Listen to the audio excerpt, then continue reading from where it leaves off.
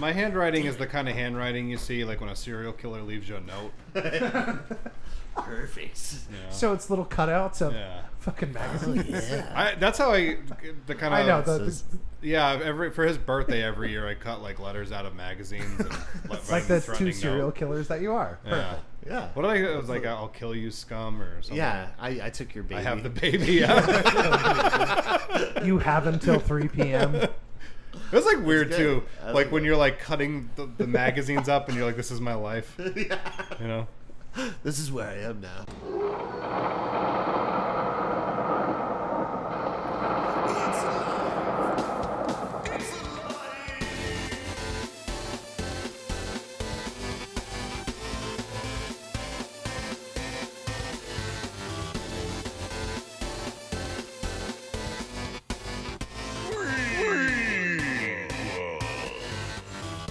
Hello, you beautiful freaks. Welcome to a brand new episode of Frequels. I'm EJ Leeson, and with me always, my co-host, the cutie patootie, Rory Colorazzi. How are you, sir? Are you flirting with me? Yes. Whatever you want to do, I'm in. Good. And, of course, the podkeeper himself. Nap time is his trigger word. Young Vince. What's up, buddy? Hey, buddy, I'm doing good. I've always called him a cutie, but never a cutie patootie, so I like the addition. That's good. Thanks. He looks like a cutie patootie. He is a cutie patootie. I got a lot of work done. Speaking of cutie patooties. Yeah, let's get over to Hey. the cutest patootiest. I didn't wash for this podcast. Oh, I know. Those pheromones that you're smelling have been brewing for weeks. And we love it here. It's a musk. We're going to make this a scratch and sniff episode. So just stop by Three Jacks, pick up your card, and anytime we're like, here, scratch this, and you just scratch along and you can smell what we're talking about. I've personally secreted on the cards. So it's perfect. Anyone who's been behind me in the grocery store will know immediately who I am. Is that Chris? And first-time guest, comedian, and absolute dreamboat, Mr. Christopher Swortz. Christopher Swortz, Dreamboat. Yeah. That's my name on Facebook. I have a Facebook. I've been doing the Yes. Facebook. Have you guys heard of this Facebook? It's You know, I it's heard pretty good. about it. I don't think it's going to take off though. Yeah, probably not. Probably not. You're wasting your time. Well, that's all I've been doing. I've worn many hats. I've been a comedian. I've been an actor, both regular film work and stage and loves the boards. and pornography.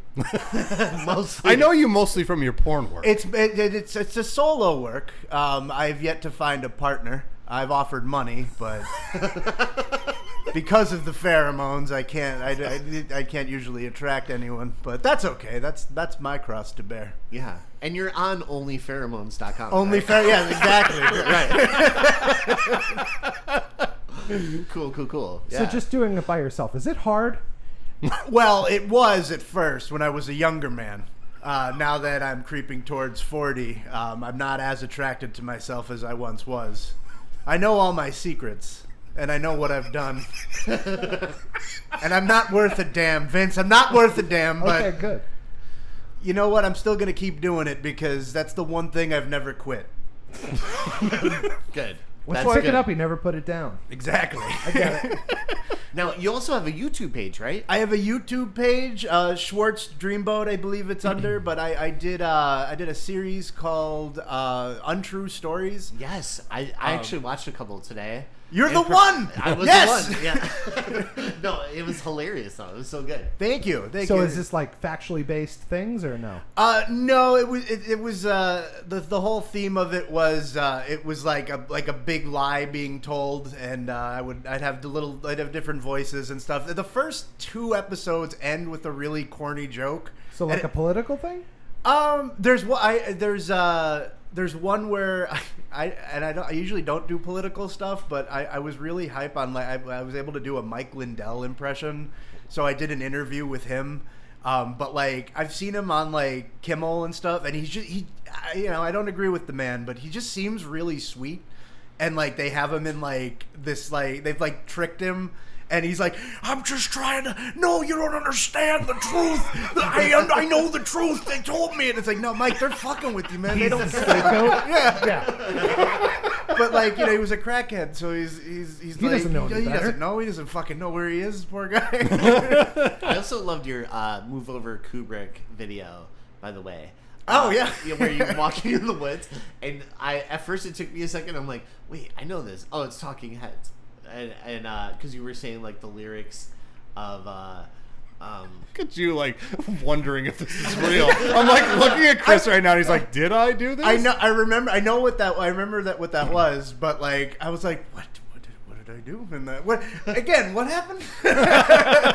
it starts off with like, what a beautiful home and a beautiful wife. Is this my wife? Oh, so he did that song? Yeah. Walking through the woods? Yeah. But he did it in like a low voice, like, is this his home? You know, like, and I was just cracking. At first, I was like, wait, I know this, and I'm like, what is this? And then I'm like, oh yeah, Talking Heads. It's that whole song. Yeah. Yeah, I put that on my TikTok. I'm real big on the TikTok. What's your TikTok Do you have name? Is it a Swortz handle? Dreamboat. Ah, Yeah. I tried to pick like a stage name that sounded more like a wrestler than a comedian. And so far, it's worked wonderfully. That Kia Soul parked out front is mine. I watched a video of yours yesterday where you had two birds talking to each other, and I don't know why, but it just like made me laugh so hard that I had to send it to my girlfriend. I just... Do you remember this one? I remember getting a text from your girlfriend. Yeah? Yeah, saying how much she liked the bird video. And I'm not the only guy that said that? What's that? Nothing. Sorry. Yeah, no, and that's all. That's pretty much what my TikTok is. I'm really surprised it hasn't blown up bigger than it's already blown up. But I'll just like do a random thing, and I'll post it, and I'll think it's real funny. I like it.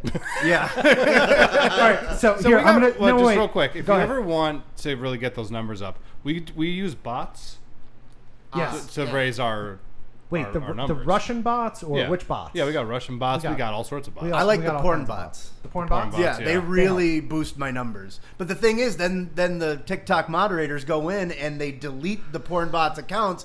So like every morning I lose a follower, and I'm just that much closer. That much closer to jumping out the window. So, Chris, I just want to say this is one of my favorite things about EJ and Rory is that like we spend like a little bit of I feel time. something backhanded's about to come out. Fuck on. you, Vince, man. Fuck you. Fuck you in advance. Is that in Yeah, advance? just in Fuck case. you in advance. Yeah. So they know a few things about me, and one of the things that I know that they know about me is that I love comedy. So the fact that they brought a comedian on the show, and this is the first I'm hearing about it, just fucking tracks for our relationship of how this show goes. Yeah, we So, don't tell Vince shit. I thought We don't tell him anything. We want him to look like a fool. You're fantastic, and I can't wait for this. So let's get into it, boys. Hey, Hey, thanks for keeping me uninformed as usual, guys. So true story. I could have watched videos. I could have. Yeah. No. Okay. No. So real quick thing. I met Chris. I think I was 15. Yes. About 15 years old, 15 years young, and you know this about me. I love riffing with people and going on goofy tangents about animals. That checks. Anyway, Yeah, that checks. point is, Chris you were like one of my original riffers. I remember us just like going off on shit all throughout high school and just laughing hysterically, and it meant a lot to me as a child. That's why I'm here tonight. Yeah. So that we could keep riffing. And mainly about high school, from what we could remember. Hey, do you remember this person? I'm like, nope. Well, Chris, let me ask, how did you get into comedy? I remember you doing improv years ago and stuff, right? Yeah. Is that what your first break? That's what like I started performing in front of people. But Rory got me into comedy because we would just riff and he'd be like, "You're funny," and I'd be like, "I knew it! I knew I was funny!" And I'd like go up to people and be like, "I'm fucking funny," and they'd be like, "Yeah, get away from me!" No, dude, you were one of those people. I used to love introducing you to people because I'm like, this guy's fucking hysterical. Watch, and I just stand back and let you do your thing. And I was way more extroverted back then, so like I would totally launch into it. If you did that now, I'd be like, Usually I'm in bed.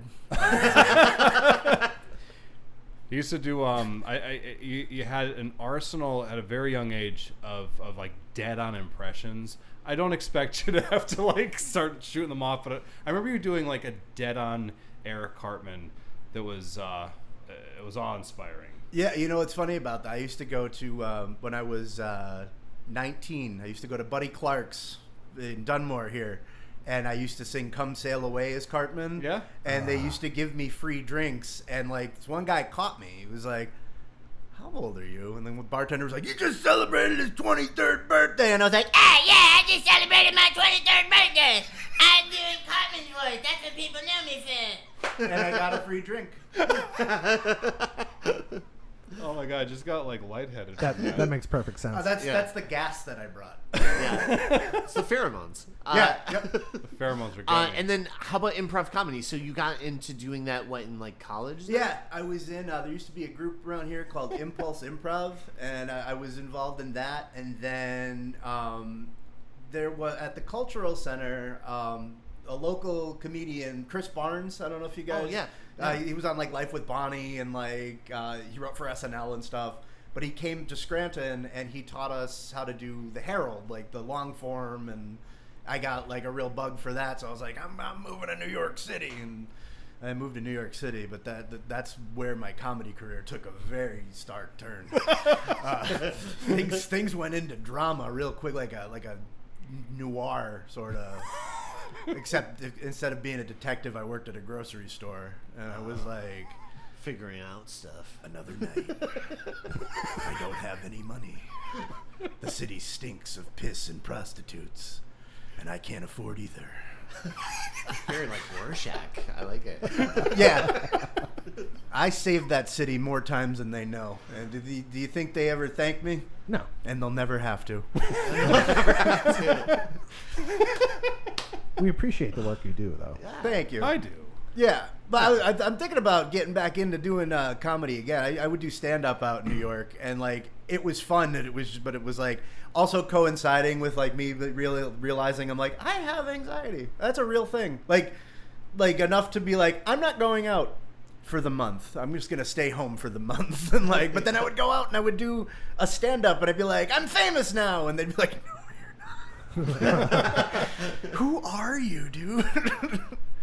But do you love performing? Is it because you're so good at like performing and doing improv and stuff like that? Do you once you're up on stage and it comes out, is it like, oh yeah, I love it? You're right. I am EJ. I'm fantastic. And no, yeah, I do. And when I came back to the area, I joined.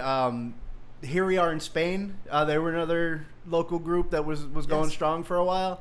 And then COVID came, and everyone was like, "Yeah, I don't want to fucking do this anymore." Oh, yeah. Everybody was like, I don't like outside. Yeah, I just like my house. And It's it- safe there. and Let's give Netflix $20 million to do comedy. yeah. Yeah. That's what we did. And I just to focus the attention back on myself, I think it was because of me joining the group that everybody didn't want to do it anymore. I'm very handsy. Oh, yeah. I remember that. Yeah. Yep. Yeah. They didn't tell me about the comedy or anything that you do, but they did tell me that you were handsy. Yep. So And now now that that I'm therapy comfortable. that I had to go through. Yeah. The problem was that I liked it a lot, and my therapist thought that was weird. So we're working on it. And they were like, Chris Swortz, that guy's a drug. You'll become addicted. okay, so Well, I have so- wait. Could I have a million questions for him? A million, you could have two. Okay, I could have two. Okay, number one, I love comedy, and I have like comedians that I love and things that have made me happy through a very dark place in my life. What made you like? How do you get past the fear of going up on stage and telling people your random fucking thoughts? It's like the only thing I'm good at. Like I don't have any other like Skill sets or talents or anything like that. But like for whatever reason, I could get up in front of people and just do it. And like a lot of it is when it does work and people do laugh, it's the greatest feeling in the world. Yes. Like, because like, you know, like on a selfish level, it's like, oh yeah, that's right, ego. But like, you just made somebody's life a little bit better, like even just for a second. One of the greatest joys I have in my life right now is just making these two laugh. It's like one of the best things in my life. You'll get to it someday. And someday, when I get there. But like when they genuinely laugh, I love that. So then I'm only allowed one more question then, and I won't speak the rest of the episode. Who is your favorite in comedy right now? Right now, Joey Diaz. Like, we're talking stand-ups. For whatever, I could just, like, it was Artie Lang. Like, Artie Lang was, like, my guy. But, like, I already know your style of comedy, and I love it. He kind of, he has his issues, so he dropped off. But I've been getting a lot of Joey Diaz. And, like, he just, like, he reminds me of, like, the old school, like, he's gonna be offensive, but he's gonna be smart doing it, and like just the way the guy tells a story, like he's been I've been watching him a lot lately. I'm a huge Tom Segura fan, and they're best friends. So I know who he is. I've seen some of his stuff, and I've seen Tom talk about him and his comedy specials. It's fantastic. Thank you guys for letting me do that. Two questions. Okay, thank you. 2. That was 2. Yeah. He gets 2. And I guess we could talk 2 about. million. No, I'll keep going. We don't have time. He's pointing at you. Dude, I thought you had the questions. No, he just wants to move it along. Oh, well, no. So one quick thing, and then we'll jump into the movie. So do you are you still interested in doing acting? Yeah. Oh yeah. Cool. Yeah, that's why I maintain the silly TikToks. Like, it's a nice little burst of creativity throughout the day. But I'm definitely looking into doing it again, because I've become too much of an introvert, and like, I love it. If I could just do that, that'd be fine. And in fact, I'm succeeding at that dream. But like, there's that small part of me that's like, TikTok, man, TikTok, let's fucking go. You're not getting any younger out there. Like, get out there. We were in a play once. Yes, we were. We were in a play together. Dracula. We did Dracula. Across Oceans and Time. Yeah, it was written by K.K. Gordon. Yes. True story. You were very good. They came out what there. did you You play were like in, a Cockney guard. I played Mr. Sully. Yeah. I used to play, and then I used to, during the first and second act, I used to have drinks with Renfield. We got very drunk. Do you remember that? Yeah, they really backstage. liked feeding us booze. They did, and they had so much of it. I remember we were backstage. I remember going out for like the second act and just being like, "Where the fuck am I?" I don't know. I made a cardinal. I did a cardinal sin in theater when we were in that, because it was the first play I had ever been in, and I just turned 18, and I got a tattoo before we went up. But Paige Belitsky directed it. I remember this. And she came up to me and she just stared at me like she was about to rip my fucking head off, and just goes, "I was gonna have you roll your sleeves up," and walked away. And I was like, "What'd I do?" And everyone's like, "You're not supposed to get a tattoo." And I was like, "I didn't fucking know that." I'm 18. I'm 18 now. I can do whatever I want. No, but I remember you had like this like burst of energy on the stage and stuff. It was really cool, like watching that back then, because I was like, wow, he's got like a real cool thing. I don't know. I was always a fan just of you as an entertainer in general, though. Me too. Yeah. Of you. I thought you were talking about yourself. I was. It's okay. No, we're talking about you today, sir. No, House of 1,000 Schwartzes. Yeah. Yes. Let's That's go. the movie. Should we talk about the movie, or how they got kicked out of the Viewmont Mall? No, let's get to the movie. No, let's do the movie. Go ahead. Well, I feel like we No, have we to can't. hear how they got kicked out of the Viewmont Mall. Maybe we should tease it till the end. We'll tell the story at the end. Yeah. At the end? Okay. And if we forget, I'll edit this part out. So, is there any new movies that you guys caught lately? No? Well, we just recorded an episode right before this one, and I told you what I watched. I saw Point Break, but I called it something else. Oh, Point Blank. I did. What'd you call it? I called it Point Blank, because I'm like elderly now, and I think I have dementia.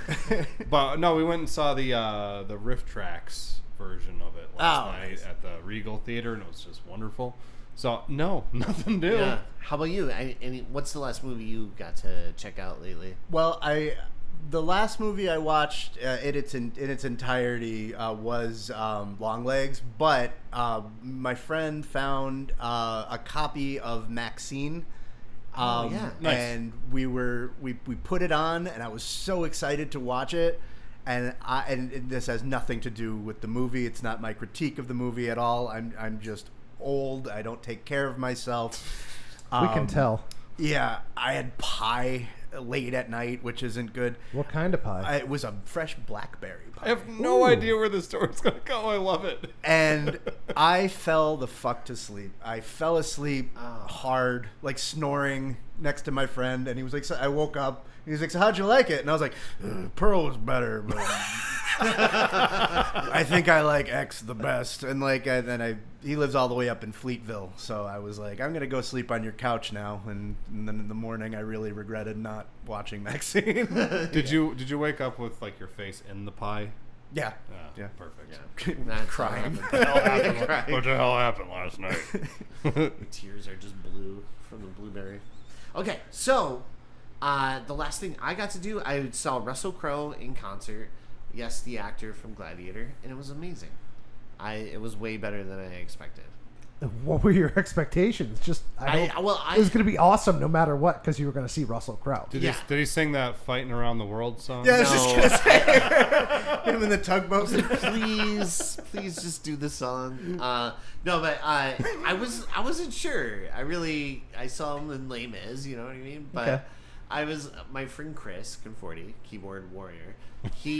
No, different. He was like, "Hey, would you want to see Russell Crowe in concert?" And I'm like, "Yeah, I would." And so, there's only one correct answer to that question. Yeah, and he was playing at the legendary Stone Pony. Okay. In Asbury Park, which I was like sold on that. I was going to say sometimes a venue will do that. Yeah, yes. I was just like, oh, I've never been there, and I was super excited about that. But then, I went to the concert, and it was awesome. He did a couple covers that I was pretty pumped about, and did he come out in the gladiator leotard like with that little? So are you not entertained? I was waiting for him to say it the whole night, but he did not say it. I'm sad for you. He didn't do shtick. No, and I was disappointed. That about usually that. plays. Weird. No, but he rocked. He was awesome. I would recommend seeing him in concert. Okay, and I'm not even joking. I'm very serious.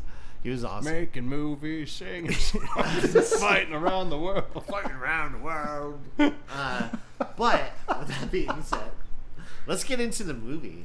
So, today we're covering House of a Thousand Corpses. Yay! Which was written and directed by Rob Zombie. It was. And this is his very first film that he ever did. And while I was watching it, I started laughing to myself. Imagining the producers watching the first cut of this and just being like, what the fuck are we going to do with this?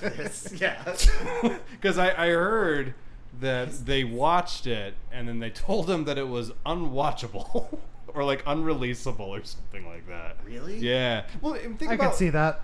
Think about like where horror was at that point. Right, it was all like Scream. Yeah, Valentine. Was this 2001 this came out? But I would say it was kind of heading into when they were remaking all like those great like Asian horror films. Oh right, like it was The Ring. And yeah, that's right. So here comes House of a Thousand Corpses, and you're just like, what is this? But that's why I loved it. Yeah, you know, it's because it was just like different. It just felt like. I don't know, like I felt like I was just like looking inside of Rob Zombie's skull. Yeah. Because it's just so perfectly him. It's so different, so weird. It's not a lot of movies are like this, especially up to this point. Like there's maybe a little bit of Texas Chainsaw Massacre, but not really, right? It's in there for sure. Like a little bit. Yeah. But like I remember seeing this and I thought it was like just awesome. The soundtrack is the best part of this, yes. Yeah, the soundtrack is incredible. Rob Zombie does like mostly all the songs in this film, with the exception of like a couple. But man, I really, really love the soundtrack for this movie too. It was so good. The movie itself just feels kind of insane. You know what I mean? It's very reflective of the characters. It's almost like it's like from their perspective, you know? Because then when you get to like the Devil's Rejects, it's so grounded and like gritty, and it's like it feels more like real world. Right. So it's they're very different movies, but this one has a charm. There's a lot of lighting in this movie that is just so cool. It's like an EC comic. Yeah, it really feels like a horror comic more than a horror movie, and it just it's so good. If you liked music videos from Nine Inch Nails and Mudvayne and Rob Zombie, and you fucking love this movie, I guarantee it. Mm-hmm. Yeah. What did you like? Well, I mean, we'll get into what you thought about it afterwards, but here, you want my initial thought? No. Yeah. Oh, okay. No. No. All right. yet. My initial. All right. You save it. So the film starts with Dr. Wolfenstein's Creature Feature Show, Which is a fun way to start the movie. Is fantastic. There's a cameo right away from Rob Zombie as the guy like beating on the pumpkin. The pumpkin and stuff. Creature Feature Show. And then we cut over to a commercial, and it's an ad for Captain Spaulding's Museum of Monsters and Madmen, and his chicken, of course, which is a great ad, but also it kind of like way to set up that world a little bit too, right? Hey, true story. When we were at Monster Mania like 2 weekends ago, you know how they do that the costume contest. Yeah.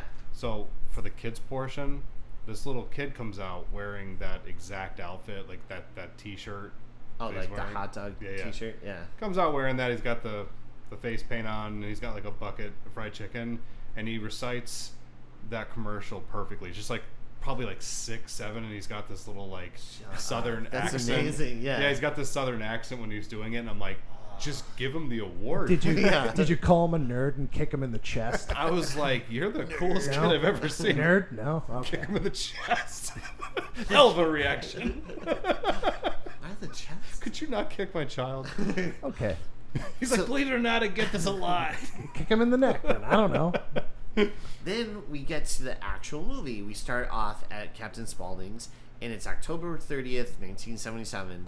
And inside, Captain Spaulding is discussing some rather weird habits of a friend with Stucky, played by the late great actor. I can't think of his name. Michael J. Pollard. Yes. Yeah. Yes. Yeah, I love Stucky. Yeah, me too. They could have given him his own movie, and I'd watch it. Disney Plus spinoff. Totally. I love that actor. I remember seeing like Star Trek: The Original Series. He's in the episode where he was like the Grups, and they're all kids. I don't know if you remember. I remember that episode. Yeah. That's him. That's him. He's like one of the little bastard He's kids. like, yeah, I hate the Grups, and like all the grown-ups. Did we like say that to each other for a while? Yeah, we did. Yeah, we're doing the Grups for a while. I'm shocked. Yeah. But he's also story. in Scrooged, which is a very awesome Christmas movie. I think it's underrated It's a little bit. one of my right? favorites, yes. Yeah. Hey, you know what's a weird thing about this Bill scene? Murray's going to make it. I think he might. He might. This scene, I remember sitting. No, I'm in He's gonna showbiz, pull but okay. He's gonna surpass Joel any minute. Like, Yeah, just any time. I remember when I saw this. I think we actually saw it together. I think like opening night. Right? Yeah, It was yep. like that opening Friday. And I remember the very first time I saw it, and I heard the dialogue. It just kind of hit me in the face, where I'm like, well, "This is weird," because the dialogue's like not great, but it's still interesting and feels authentic to those characters. Yeah, But yeah. like you really have to like tune your ears to it. And It's I'm- just so like weirdly written, you know. And I'd like to say that this was the last time you'd hear it, but it's in all of his movies. Oh, This is yeah. like how Rob Zombie writes dialogue. Yeah. But it works best in these first two movies. I didn't know this until like a podcast where he talked about growing up, and his family was part of a carnival. Yeah. Like a traveling carnival. He was a I was like, carny? yeah. And I was like, this That all track. makes sense. Yeah. Yeah. So why people talk like this? Yeah. He was probably just around. Like that's probably the environment. That's right? what he said. He's like Yeah. he's like the people in my life that I know, this is how they talk. Yeah. I heard him in an interview once. Do you remember like 3 from Hell? There was like that. I think it's like there's like a girl or a guy. I forgot what it was. I saw that movie once and I'll never watch it again. But Next on someone prequels. gets Yeah.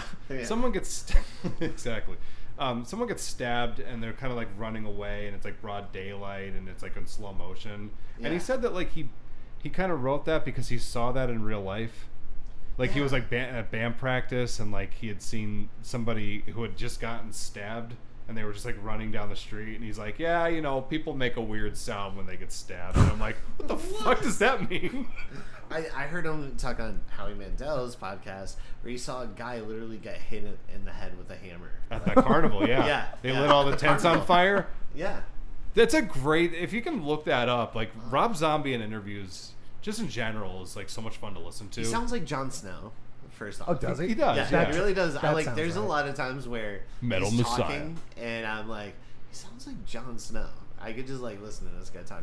Yeah. But yeah, no, he is hilarious though. Some of Yeah. his stories. Just an interesting guy. So, as they're talking about a Dr. Zaius toy, which is hilarious by the way. I like the attention to detail halfway up, not all the way Yeah, up, just halfway, halfway up. up. Yeah, halfway. because you could picture that. You're like, okay, well, they got past the arms or they got past the feet. I'm not sure which one. Yeah. but either I one is would- going to be painful. It's like the Egon Spangler thing in Ghostbusters 2. I had part of a slinky once. Like, why just a part? What? You straightened it out. I would I just like to know straightened at what point when the guy was shoving Dr. Zaius up his butt did it go from pleasure to oh shit I this is bad. Man, I was having such a good time. At what point do we need medical attention? Yeah, like I would imagine he concluded and then he was trying to get it out and he was like I can't get it out. It's stuck. And did he call Stucky? Because Stucky would have been my first call. Because Stucky is the one that's telling this story, Yeah. right? It's in Yeah, his so- name. Yeah. Yeah, I'll help you get it out. Yeah. Oh, yeah, I guess. So, as they're talking about this, two men in ski mask enter, and they're trying to rob Captain Spaulding, but it ends up terrible for the two. Fantastic disguises, away. by the way. Oh. Like the best disguises. Yeah, one like there's, has like a half mask that's not even like covering his face. It's just like, it's so bad. It's so so bad. bad. and then they're like, "Hey, I know you. You're the one idiot boy, right?" Or something. He's like, "Hey." What he says, he's like, I know you. All the guys make fun of you. Yeah. That made me laugh so hard the other night. Especially coming from him. Yes. Like he knows. Like, but he's just like, yeah, I know you. Yeah, Stucky is so great. I feel like we're robbed of Stucky. Like, we need more Stucky, right? Yeah. I wish he was in like Devil's Rejects or. Was he? Did other he stuff. pass away at some point? Like shortly after that? Yeah, I I don't yeah. think he made it too much longer after that. That's a shame because he had some really fun characters in this movie, like character actors, like Grandpa. Yeah. Oh, man. Yeah. Because he passed away almost like immediately after. Oh, he was great too. The Yeah. grandpa. Dennis Fimple. Yeah. Yeah. It's Gonna so wake good. up, Grandma. Gonna wake up, Grandma. So. By the way, this opening feels like a shot for a different movie. Yeah. Yeah. It really does. A comedy. Dawn from It's Dawn so or something? like- It's so yeah. You'd think it would come back at some point. Something that happened in this gas station would serve the narrative at some point, but they just brush right past it. But it also feels like when he does come back at the end of the movie, when he's driving the car, is a completely different character. Oh, I do have a question though. I didn't notice it till this time watching it. When later in the tunnels, are those the two guys? Like, are they sitting there by the TV? Oh, maybe. Because I thought it was them. Was it? I swear. Like, you know how like I don't want to give too much away right away, but I mean we will. But she's If they're running through the listening at this tunnels, point, you might. and she sees like Dr. Satan, but there's like guys that like look at her, and like I Yeah. swear one of them is like one of those guys for some reason. Well, tell you what, if I never put that together after like 20-some years with this movie, I'm going to be really pissed off. Yeah. I'm not I even mean- walking the traffic. Man, I Rewatch hope it it is. and just be like, I hope it no, comes true. tell me I was wrong. But I was like, wait, are those the same guys? Because it looked like them, but I didn't like go back. And, Mm. I don't know. Anyways, Oh, then- his gas station, by the way, looks really cool. yes, I bought that. I don't know. Did you guys pick up that 20th anniversary Blu-ray that came out? Yep, I sure did. Yeah, I know you did. You were first in line. Yeah. No, I had I a didn't. tent outside. So they put a re-release of the movie. I think it was like last year. I think it was okay. last year. Who cares, right? But anyway, it's beautiful looking. Like all the colors are like so vibrant, and they just pop, and it just looks really cool. I just want to throw the that out lighting there. of the gas station is just incredible in Yeah. itself. It just looks awesome. Like I totally get why they would stop there I know. in the first place. But yeah, as soon as we see the one guy get shot in the head, and Captain Spaulding gives out some great lines. he's fantastic in this. Sid Haig. I love is the outstanding. countdown is fantastic. I Yeah. love that. That's one of my favorite parts. So good. I like to recite that in my daily Your life. grandma. Please do it. Fuck your mama. Fuck your sister. Fuck your grandma. It's like at the grocery store. Most of all, fuck you. Fuck you. It's so good. Then we get the awesome opening credits with a song by Rob Zombie called "House of a Thousand Corpses." Before we jump into that guy that comes out with the axe or whatever. Ravelli. Oh, yeah. Ravelli, and Yeah, he comes out and yeah. he like kills everybody. Yes. Where'd he go? I know, he just like well, he shows up later, he's pushing them through the murder ride, right? Yeah, but like Yeah, but and the I think story that's it. of the Firefly family, where'd he go? You want more of them? It wasn't do. enough? Okay. I think they should have ended every scene with him like.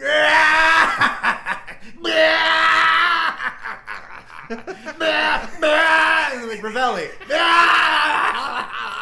All right, Ravelli.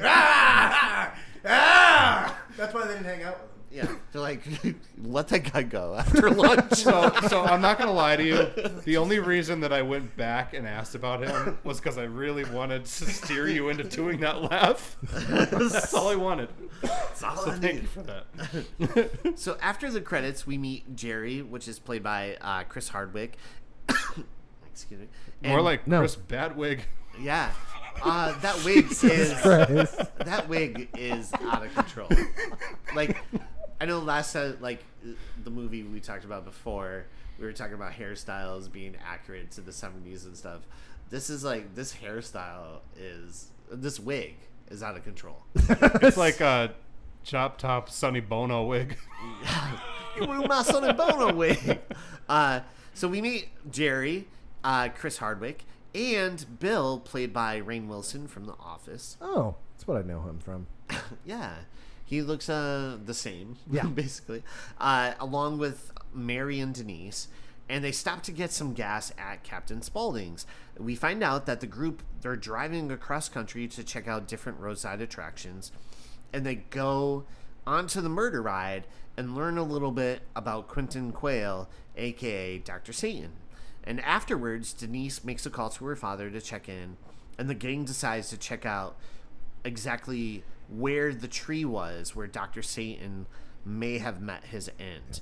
But first I want to talk about the murder ride that they go on, which is freaking awesome. I thought you wanted to talk about the father, the fact that they got Matt Damon Right? in this movie. I was like, wow. That's Wow. good. I would like to Yeah. also talk about. Old Matt Damon from Yeah. Saving Private Yeah. Ryan. Yeah. I would Wait, like was this to. before or after? It was after. After. All right. Yeah. I would just like to talk about that scene with Captain Spaulding and Dwight Schrute. It's, Oh, yeah, it's yeah. like they're flirting. Oh, I love it. Yeah. This is like, yeah, You're a bad clown. yeah, you're a bad clown. What you're Yeah. doing after you close up? Yeah.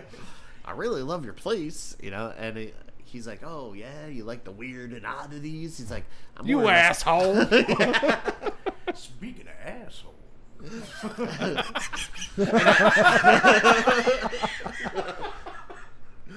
I know a guy with the Dr. Zeus. We stick action figures in each other around these parts. Oh, cool, I'm into sci-fi. Harry, we were just talking about doing that.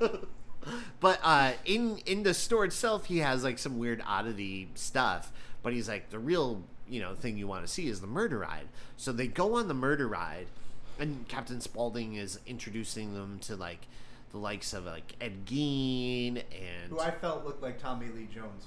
yeah. Yeah. Oh yeah. I think they did that as an homage to Tommy Lee Jones. You think that's what they did? Yeah. Okay. I would. Rob Zombie's just making. I didn't do it. I don't care. I don't care. I'm gonna turn you into a lap slick. So Anybody else wonder after when they were doing the murder ride? Yeah. Start asking yourself how big is that gas station exactly? It's Oh, exactly. massive. Yeah. It's so big. big. And there's storage in the back. Which begs the question: would the guys rush in? They're like, "Get that other asshole out of the crapper and bring him out of here." And it's like, how do you know where the fuck he was in A that whole place? nother Yeah. They need a map. They have 6 wings in that gas station. Yeah, where's the kitchen? We didn't even see the kitchen. You know, like how big is this kitchen? So, anyways, the murder ride happens, and they get to Dr. Satan, which they're like a local legend. And I do love that it's Bill Moseley, right? In the Agin makeup. Yeah. When they're doing the flashback, and but yeah, Captain Spaulding, he's like, yes, this is the local legend. He was hung up by the tree, but some say they're not sure if he ever was actually killed at this tree, which is right up the road from here. And so live next door to you. yeah. So I'm watching this whole scene play out, and it looks really cool.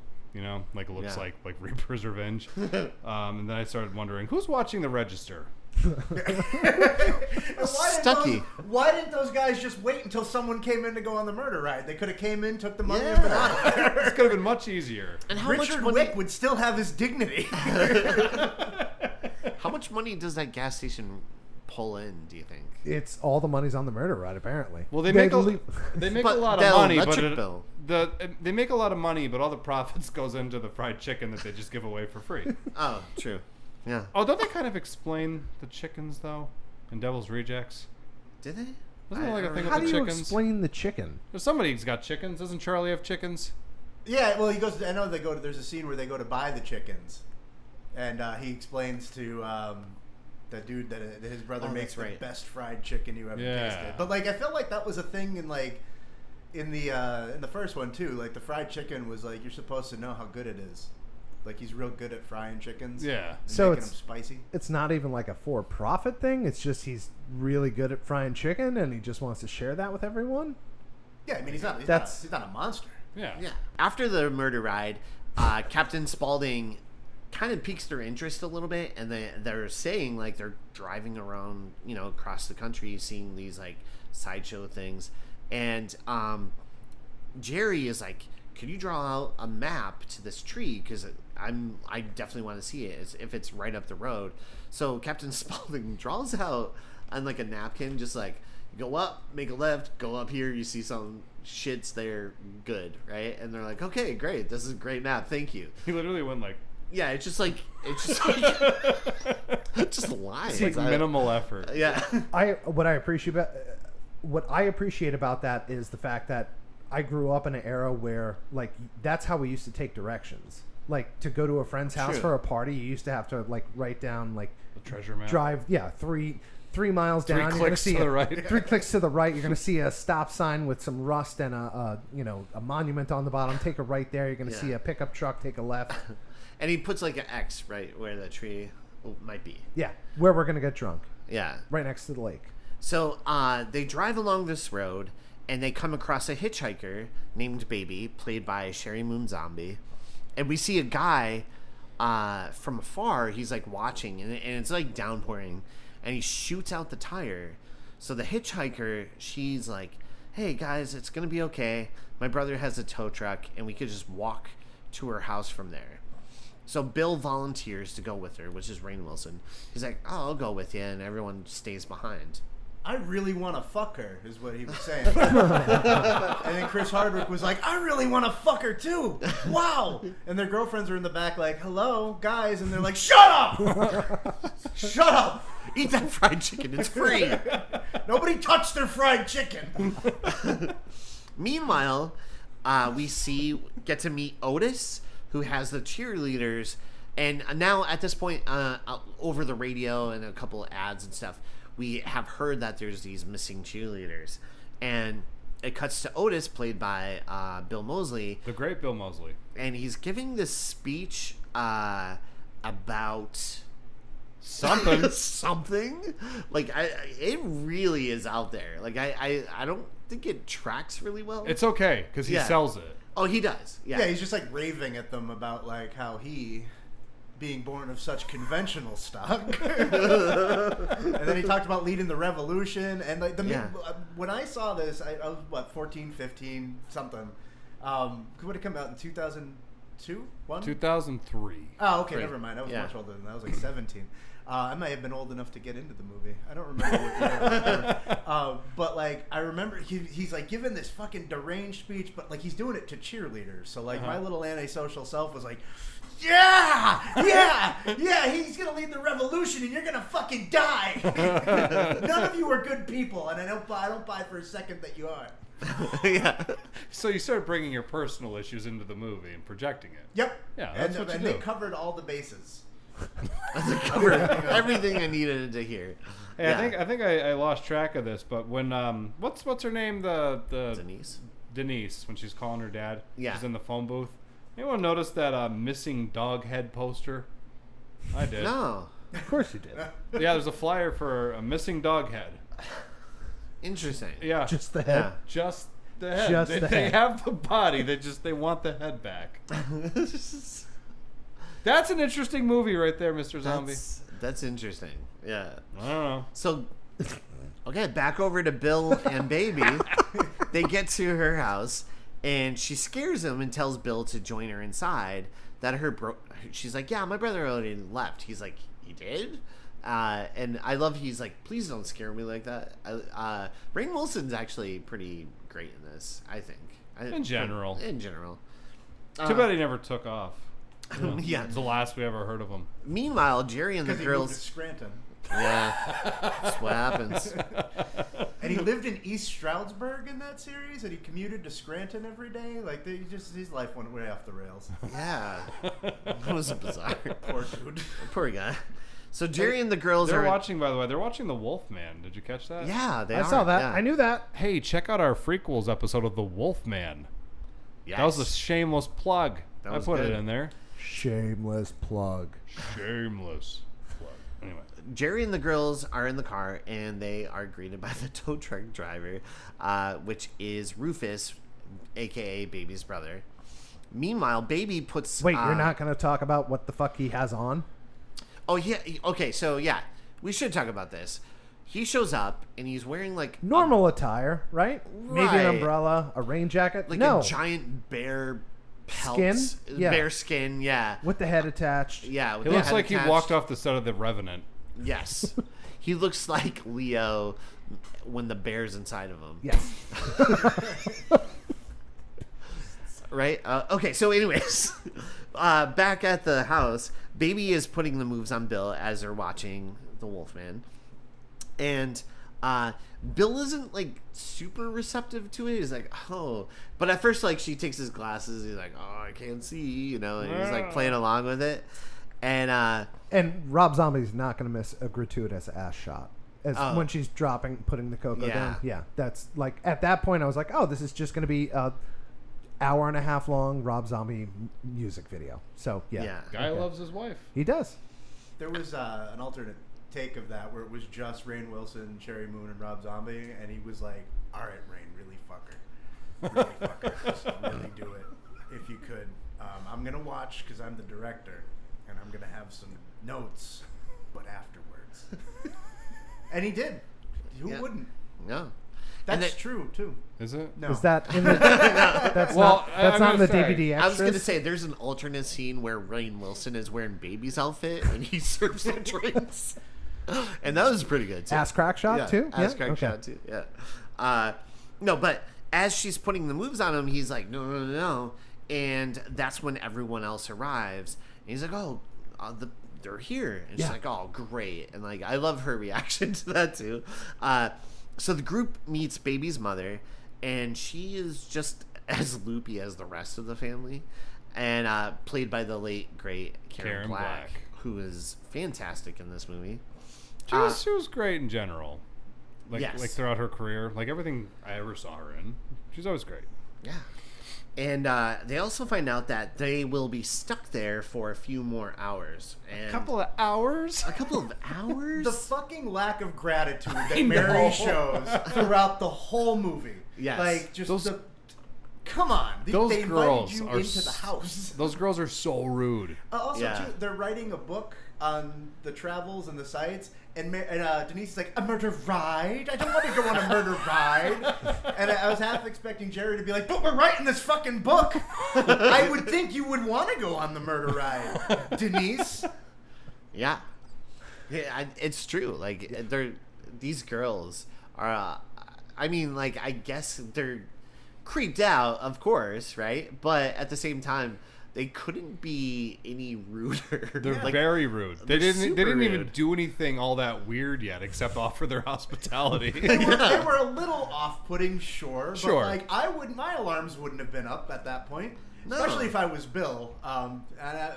Bill's a better man than I am, because if Sherry Moon took off my glasses and asked how she looked, I would stammer for a really long time.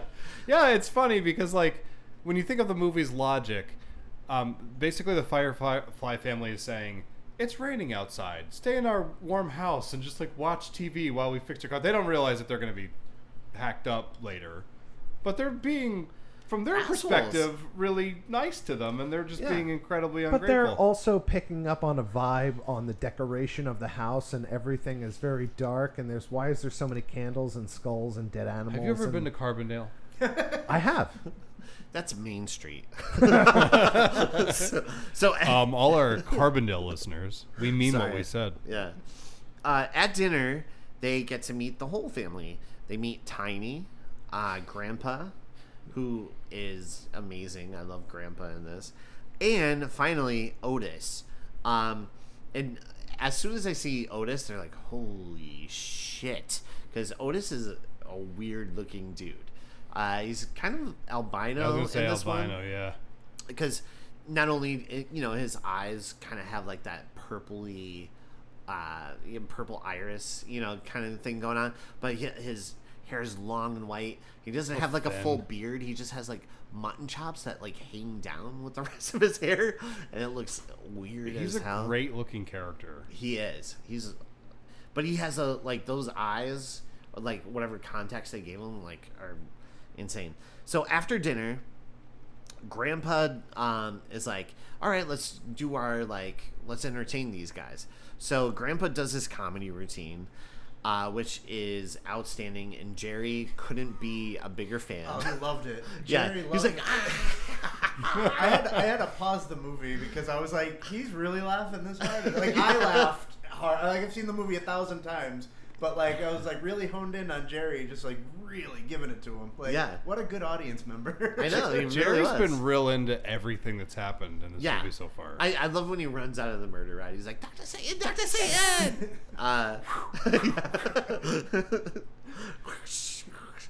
So then we see Baby perform a song and dance, a little of a Marilyn Monroe thing. Which is really, really cool. Yeah, I want to be loved by you. And the dress is awesome. The dress is awesome, and her makeup is like, I don't know, man. It's She's just, striking, it really works. and it's funny because like Bill and Jerry are both like taken aback by how actually like pretty she really is. Yeah, and they're like, wow, And at one point, the girls are like, yeah, they get so mad at their boyfriends for being like oogly-eyed with her, Mary Ogling sticks a her female? tongue out at her. Yeah, she she go- sticks her tongue out at her. Yeah, like in the what is your 70s, that deal, was the Mary? highest form of insult. Yeah. Yeah.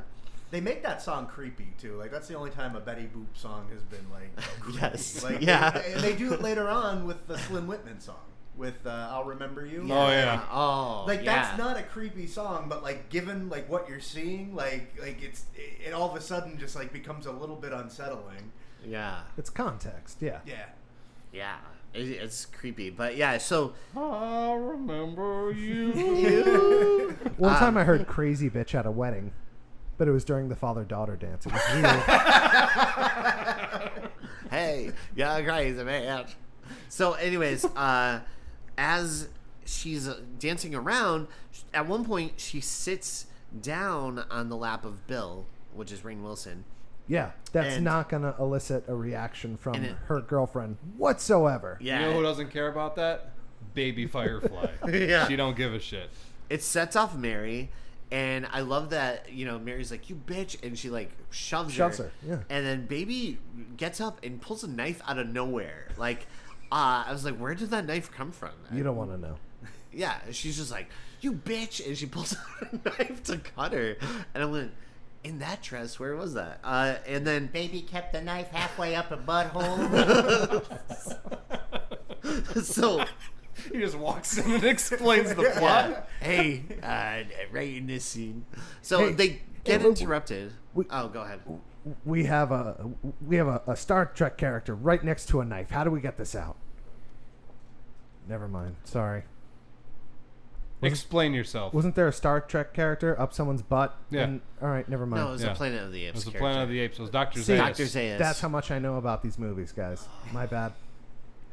It's I Dr. thought it was- Zaius, man. Dr. Zaius. I don't even remember We that. just lost half of our Planet of the Apes audience. Yeah. And that's me. They've been really carrying the show.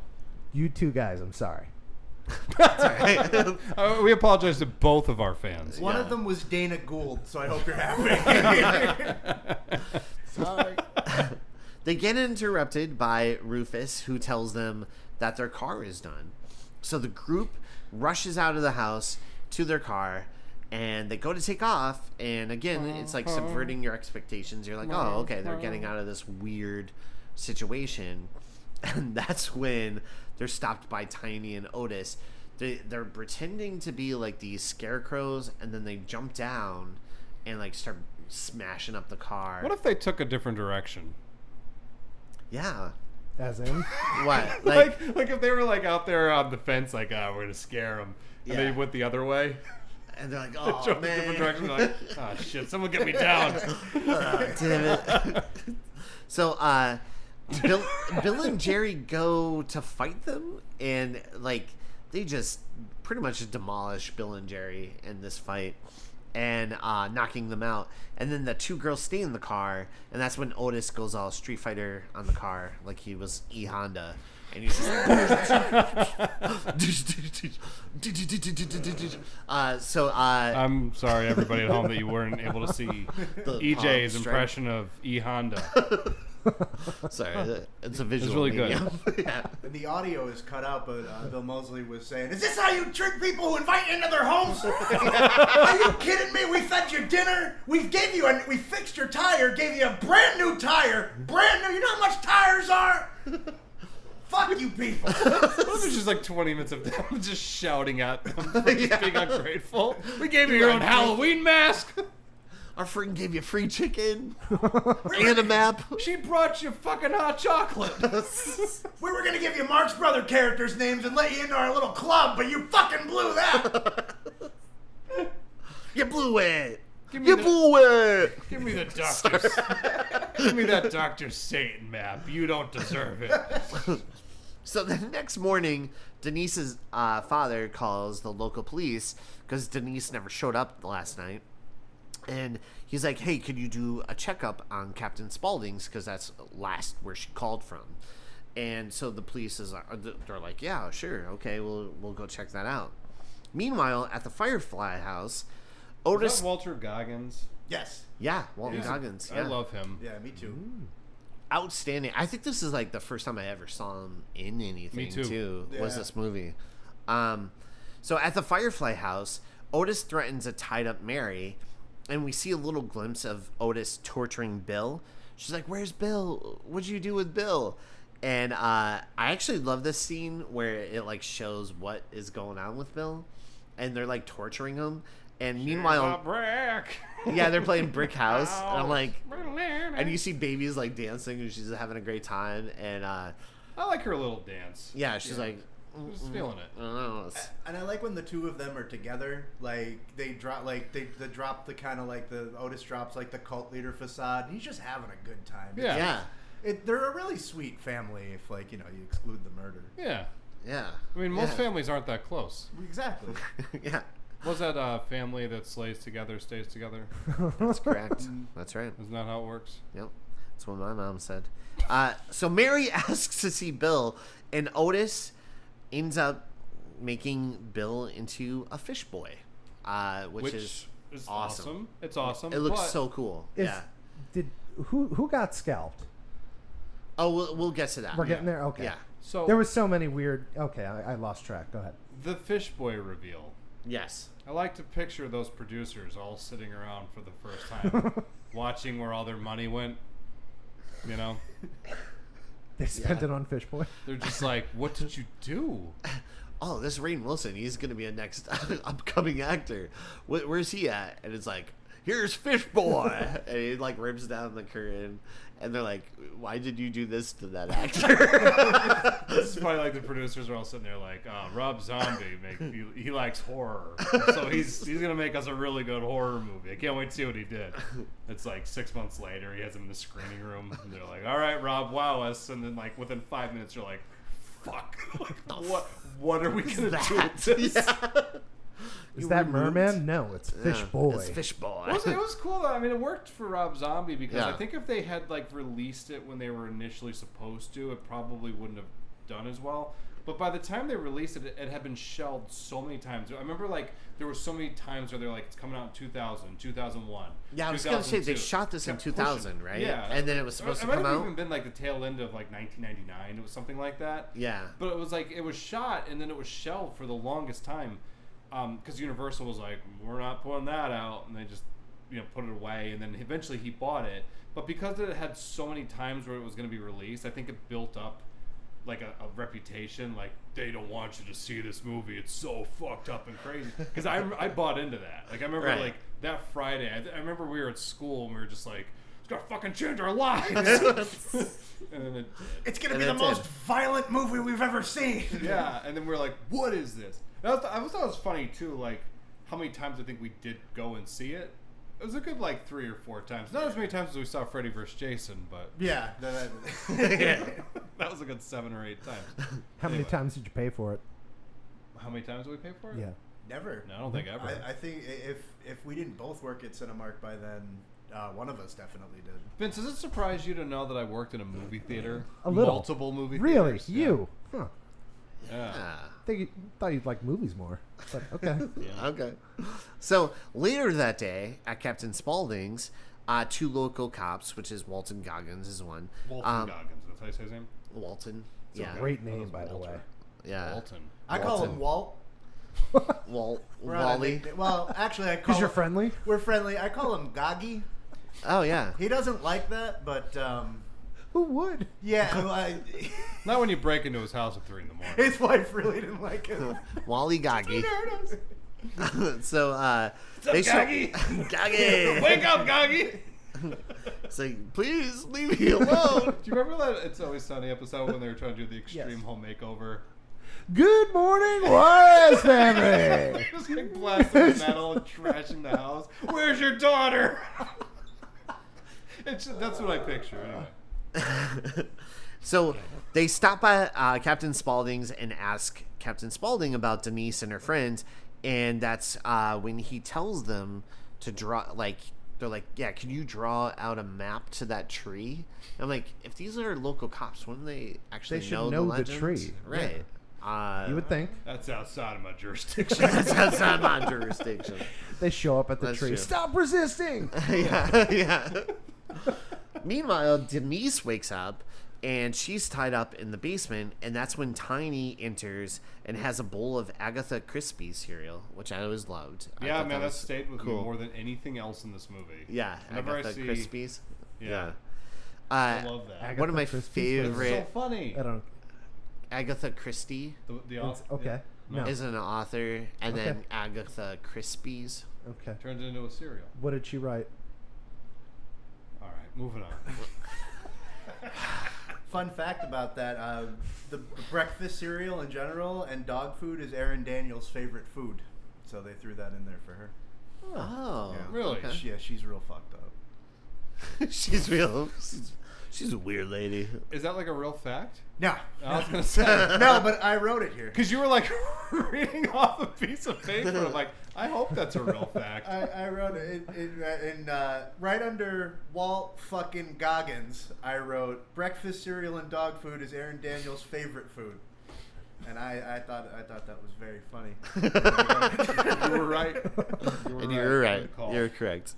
So Tiny unties her and lets her go, but as she runs up the stairs, she's immediately caught by Otis, which I was like, Where the fuck you think you're going? yeah. Bill Moseley in Where was this he movie, hiding? You know what? He was probably just in the pantry Just upstairs. chilling at the top He of was the like, steps. oh, where are my Agatha Crispies at? Tiny took the whole box. You don't need the whole box. Oh, and then there were none. There was a little prize inside that box I wanted. So the two cops end up finding the group's abandoned car, and inside they find one of the cheerleaders, right? Or is it two of the cheerleaders? I think it was just one. Yeah. So they find one of the cheerleaders all cut up and killed, of course. Jerry wakes up, and he has to endure the hardest part ever. It's a pop quiz by Otis, which is like one of the hardest pop quizzes of all time. And he's like... He's like, what's my favorite color? He's like, I don't know. Oh, and fuck am I going to know that? Purple, red, no green. And so Baby starts to scalp Jerry. That's the scene where she's like, shh. When she's like, cutting off his him wig. Yeah, cutting off his wig. I really enjoyed that scene when it was in Reservoir Dogs, and they played Stuck in the Middle with You, not this Well, that was an rehash, ear. but... Yeah. What's that? That was an ear. Okay. Yeah. Stuck in the middle with you. But it was the same scene. Anyway. So the cops find this dead body in the trunk, and back at the house, Jerry has seen better days, and Otis watches the Munsters while At least he throwing. got that fucking wig off. Oh yeah. Seriously, it Yeah. looks kind Maybe of more that's why she natural cut it now. off. Yeah, they're like, It's like, get Jerry, rid of that wig, Jerry, you man. look stupid. I would love an executive to be like, that wig. That just can we get rid of that wig? I don't care. Rob, we gave you so much money. Why does the wig look like that? What, did you get that from Party City? And Rob Zombie's just like, all right, look, we'll get rid of that wig. And he does the whole No. stuff. That's not what we meant. I got a scene to get rid of that wig. No. So the cops, back at the house, Jerry has seen better days, and Otis is watching the Munsters, talking with Grandpa I hate fucked up family. while throwing knives at Jerry. I actually like that room because you could tell there's a lot of like cool art that probably Rob Zombie did and like the crew and Yeah, stuff. it's It awesome. looks awesome. I also like that line where he's like, "Don't start with me, Hugo." Yeah, don't start with me, you. So the two cops pick up Denise's father, who is going to do this ride along with them to check out a couple leads and a few farms that are around this area. Meanwhile, the cops arrive at the Firefly farm along with Denise's father, and Denise's father and Walton Goggins search around the back of the house while Wydell, who's like the more, like mature cop, knocks on the front door, and he's greeted by Mrs. Firefly. And as he goes in to chat with her, the other two, the cop and Denise's father, they come across a shed full of dead girls and tied up, a very tied up Denise. And this is when crap really hits the fan for these guys, because they all get taken out pretty easily too. Like, I feel like the father, he starts to run. He just like takes off. Walton Goggins is like, "Ugh," and you just see, boom, he gets taken out. Yeah, the father just runs. Like, that's his daughter. And he's just like, peace, and he just runs. I'm going to get back up. You don't think he would be like, "Oh, honey, I'm gonna untie you now"? No. He just You're like on your jets. He jets out of there. You're adopted. That don't mean that much to me. I got a call from Bourne Legacy. So he's like running out of there. So then we see he gets shot from the back, and it's Otis. And then we see Walton Goggins kind of drop to his knees and like kind of beg for his life. Meanwhile, inside the house, Mother Firefly, she ends up shooting Wydell right in the head. And That's not going to come back to haunt them. No, that's not going to affect this family at all. And meanwhile, this really kind of slow song is playing. What's the name? I Remember You. And this is all I going did down a in TikTok slow where I sang motion. that to a groundhog. Did you? Yeah, he ran away. Oh, did you Okay, shoot him let in me the just back? check. Let me check my brain real quick. I would have. Favorite thing I've heard all day. Yeah. Thank you. But yeah, So just real quick, so that we can not blow past these hardworking actors, 2 fantastic wolves Yeah. and some chickens. Yeah. yeah. I don't want to lose. And none of the aside from the dog with the missing head in the poster, no animals get hurt in this. Yeah. Like they're all just kind of hanging out, like which is something I really appreciate Yeah, in the movie. animals are good. Um, I just want to see more people die. And you get this like You always say great that. aerial view I like of 'em. like Otis holding the gun to Walton Goggins' head, and it's just like a long, Very drawn long out, pause. Yes. silent pause, and then all of a sudden, bang, and you just see Walton Goggins like Nice little get blood shot in burst. the head. Yeah. It's an awesome looking scene. That whole like as the camera's lifting into Yeah. the sky, super slow. It's just silent, and you're just waiting and waiting and waiting, and then bang, it finally happens. Chris, do you remember when we saw this? And I'm fairly certain there was a guy in the audience that went, "What the fuck?" yeah. It was like it took such a long time for him to get shot. And then people clapped. Like, Yeah. Everybody was real excited when it finally happened. Did they clap because they didn't like the cops, or was it they I clapped think- because the scene was over? I think it was probably both. It was, Oh, wow. Back then, nobody trusted the cops back then. Yeah, that's true. Oh, Yeah. it's changed. Especially Walton Goggins. He was, Yeah. he'd be better not get in my way. And then like Wydell's just like, what the fuck are you talking about? Yeah. and then the exchange between Goggins and old Matt Damon when they're in the back, like every yard sale item in the world back here, and the old man's like, yeah. Do you think these people throw anything out? I don't think so. And it's like, we couldn't get him lines, Rob? What's going on? And then the dog bites him. He's like, the Cocker Spaniel. My girlfriend's had a Cocker Spaniel, and it bit me when I was a kid. I was 8 years old. And I was like, wait, hold on one second. You were 8 years old and you had a girlfriend? Yeah. What? I had a weird thing with the teacher. My life was pretty crazy. I definitely peaked at 12. I So became a cop so I could arrest people like her. Baby and Rufus stop at the liquor store to pick up some alcohol to celebrate the night. And what's that place called? I don't know. I What do is it? know. What's it called, EJ? I do know. What is it? I forget. Oh my it's god. a Red Hot. it's a meow liquor. Yeah. Yeah, is that correct? I think it's called Red Hot Meow. Red Hot Meows. Yeah. Yeah, it's like a cat. I'm not gonna do Liquor it. Like, store. It's a better joke if I don't. No, but they drop $185 It's on a liquor. lot of money on liquor. Like even back then, like Right. $180 on liquor now is a lot of liquor. I'm this sure is like that's all their 70s. victims' money, though. Yeah, like 7 or 78. Yeah, I mean, they're Just probably this just like after those people get killed, they probably just pick their pockets.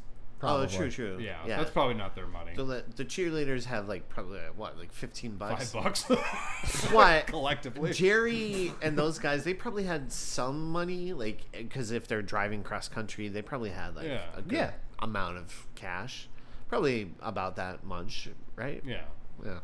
they probably like just took their wallets, Yeah. skipped through it, kept their driver's license as like trophies, kept the money for themselves to buy some booze. Yeah. That's So, what we like, do. I yeah. mean, that's what the family did. that's what you could do. Yeah, You could do that. Yeah, I've never done that before. Yes. It'd be great if there was a movie in between House of a Thousand Corpses and Devil's Rejects where like it just shows like the movie opens, it just says Monday and all the fireflies are going to work and they all work like really boring jobs. Yeah.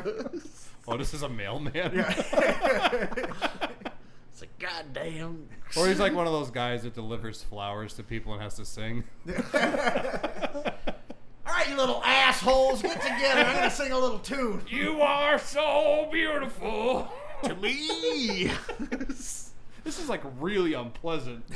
I have Tiny as a psychiatrist, just listening to people's Yeah, he feelings. just listens. He writes them down. Writes things down. Baby is customer service. Yeah. Like on a call center. Yeah. I really understand your frustration, and I'm really sorry that you're going through this, but there's nothing more we can do. You have to pay the bill. That was a really good baby firefly. Yeah, that's a good baby. Thanks. Yeah.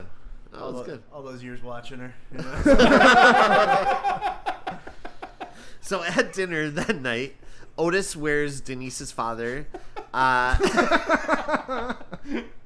And I love he comes down the stairs and he like sees her, and like Denise is still like, Dad? That's yeah. Yeah. That's definitely not. Something's wrong. I'm like, can't you tell by like the way this person walks? Like you just like overall, I don't know. Well, she knew he was getting a facelift on Friday. Oh, that's true. Yeah, she's like, oh yeah. But so that's when he's like, all right, let's get the 3 bunnies ready, which is Denise, Mary, and Jerry. And he's like, and all those stories you heard about are true. And so they take them out, and it turns out Dr. Satan is real. I thought it was super creepy that they were in bunny costumes. Like, Yeah. I love that's a very nice subtle touch that I thought was like, oh, that's creepy as fuck. It is. Yeah. It is creepy. Oh, is that like Yeah. when they're like taking them out to the field? Yeah. Yeah. So I think it's really funny that Rob has this really cool wide, right? Of the field. Mm-hmm. But Yeah. not enough of the fog to fill the wide. So it's just like a string of it just coming through the scene. They spent all the money on Fish Boy. Yeah. Rob, you spent all the money on those bad wigs. Got a The bad Jerry deal. wigs. It's a whole van full of Jerry wigs. Jerry's wigs. A whole trailer. It's just- it's like And they even spent the money to write Jerry's wigs on the side of it. Yeah. Yeah. Or just Star like a Wagons, and it just says Jerry wigs. This is going. top seller of irregular wigs. So they lead them out to this field, and one of the girls breaks free, but Baby chases her down and stabs her to death. And I love that scene too, because she's like, "Run, rabbit, run!" You know, and gives chase. And man, what a Why does I she don't know. stop in the cemetery? I think she just trips. Is she and like, falls. but she gets up and she could continue running, but she's like in a trance or something. Well, I think she's also like looking to see where Baby might have been. Just keep running. Don't stop running. Keep running. I think it was regret sinking into her breath, like, because she could have been a much better house guest. Like, I have to keep Yeah. like she Could've was said so please. rude, like, and she was kind of being a pain on the trip. Yeah. You know, she didn't want to do anything. How about we don't? Or whatever. And it's like, again, we're exploring all the weird oddities of backwoods America. How cool would it be if they did edit that into her? Like, she just stops and you just see, like, a bubble, and it's all those things, like her being, like, a dick. And she's like, oh. And then, You know, baby, I deserve that stabbing. yeah. So Otis then lowers Jerry and Denise down into the well, and Jerry gets grabbed immediately. And this scene, I remember seeing this in theaters, and it was like freaking wild because it seems pretty realistic up until this point, right? Like the movie itself has a very like, oh, this could happen, you know. There's no supernatural entity elements to yeah. it, and so Burn me in the nameless grave. yeah. So they Burn me in the nameless grave. and they're playing this old timey like radio kind of thing, and you It's hear Victor it. Crowley, right? Isn't that like supposed to be like I know it's somebody. It's supposed to be somebody like related to the occult. Yeah. and I think so. If I remember reading that somewhere. I thought it was Rob Zombie kooky shit. Yeah, it could be that too. That's probably what him and Sherry say to each other before they go to bed every night. Yeah. Are you ready to go to bed, Rob? So This ending, by the way, the reason why it kind of feels like it shifted a little bit is because I know that the original ending they said felt very like anticlimactic. Couldn't tell you what it was, but I know that this was all like reshot. Oh, This was okay. a new ending to give it a little bit more of a punch. oh, And this interesting. is what he came Yeah. up with. I mean, it's cool. I think it's effective, right? I feel like at first it seems like it's really buried in realism until it gets to the tunnels and all these corpses kind of come out of the wall and they grab Jerry, but Denise gets away. And so up until this point, I was like, whoa, like it took like this crazy direction. What was your reaction first time seeing it? I don't think I Did you expect it? No, I was just kind of like it felt in universe to Did me. it? I know it Okay. seems like it kind of like what you're saying. It seems like it came out of nowhere, but I was like, all right. Yeah, and then later on, hearing that like that could be just like what Denise is imagining as she's in her last moments of life, like it's all a hallucination. But like, I thought it was. I remember liking it because now all of a sudden you have Earl. Earl's back, the ex-husband. Yeah. And like that's like it becomes a slasher movie for like a good 3 minutes into Good, it. yeah, I was gonna say a good 3 minutes or so. Yeah. And he has an infection. Yes. Yeah, he's like spitting the goop and yeah. So yeah, Denise makes her way through the tunnels, and they're basically just these like dead bodies everywhere. And eventually, Denise comes across Dr. Satan, who has Jerry and is giving him like an open brain surgery, and he's just laying on the table, and you see like Dr. Satan, and he has like I guess all it this did get weird. mechanical stuff. In retrospect, you're right. And he kind of like looks up, and he's just like, and then you see other people are kind of. It looks like the Beetlejuice waiting room, where everyone's just like staring. He's dead. No, but so anyways, she sees this, and she barely escapes, but she manages to make it out, and make it through the night. And so we see Denise makes it out of the tunnels. Eventually, I don't want to tell what happened to poor Earl. Well, Earl is giving chase, and then eventually he meets his own doom because he chops down some wood. Makes the mines collapse And makes on the him. mine collapse on him. Yeah. Bunga says it all. Galabunga says it all. Whoops. So then Earl's last words were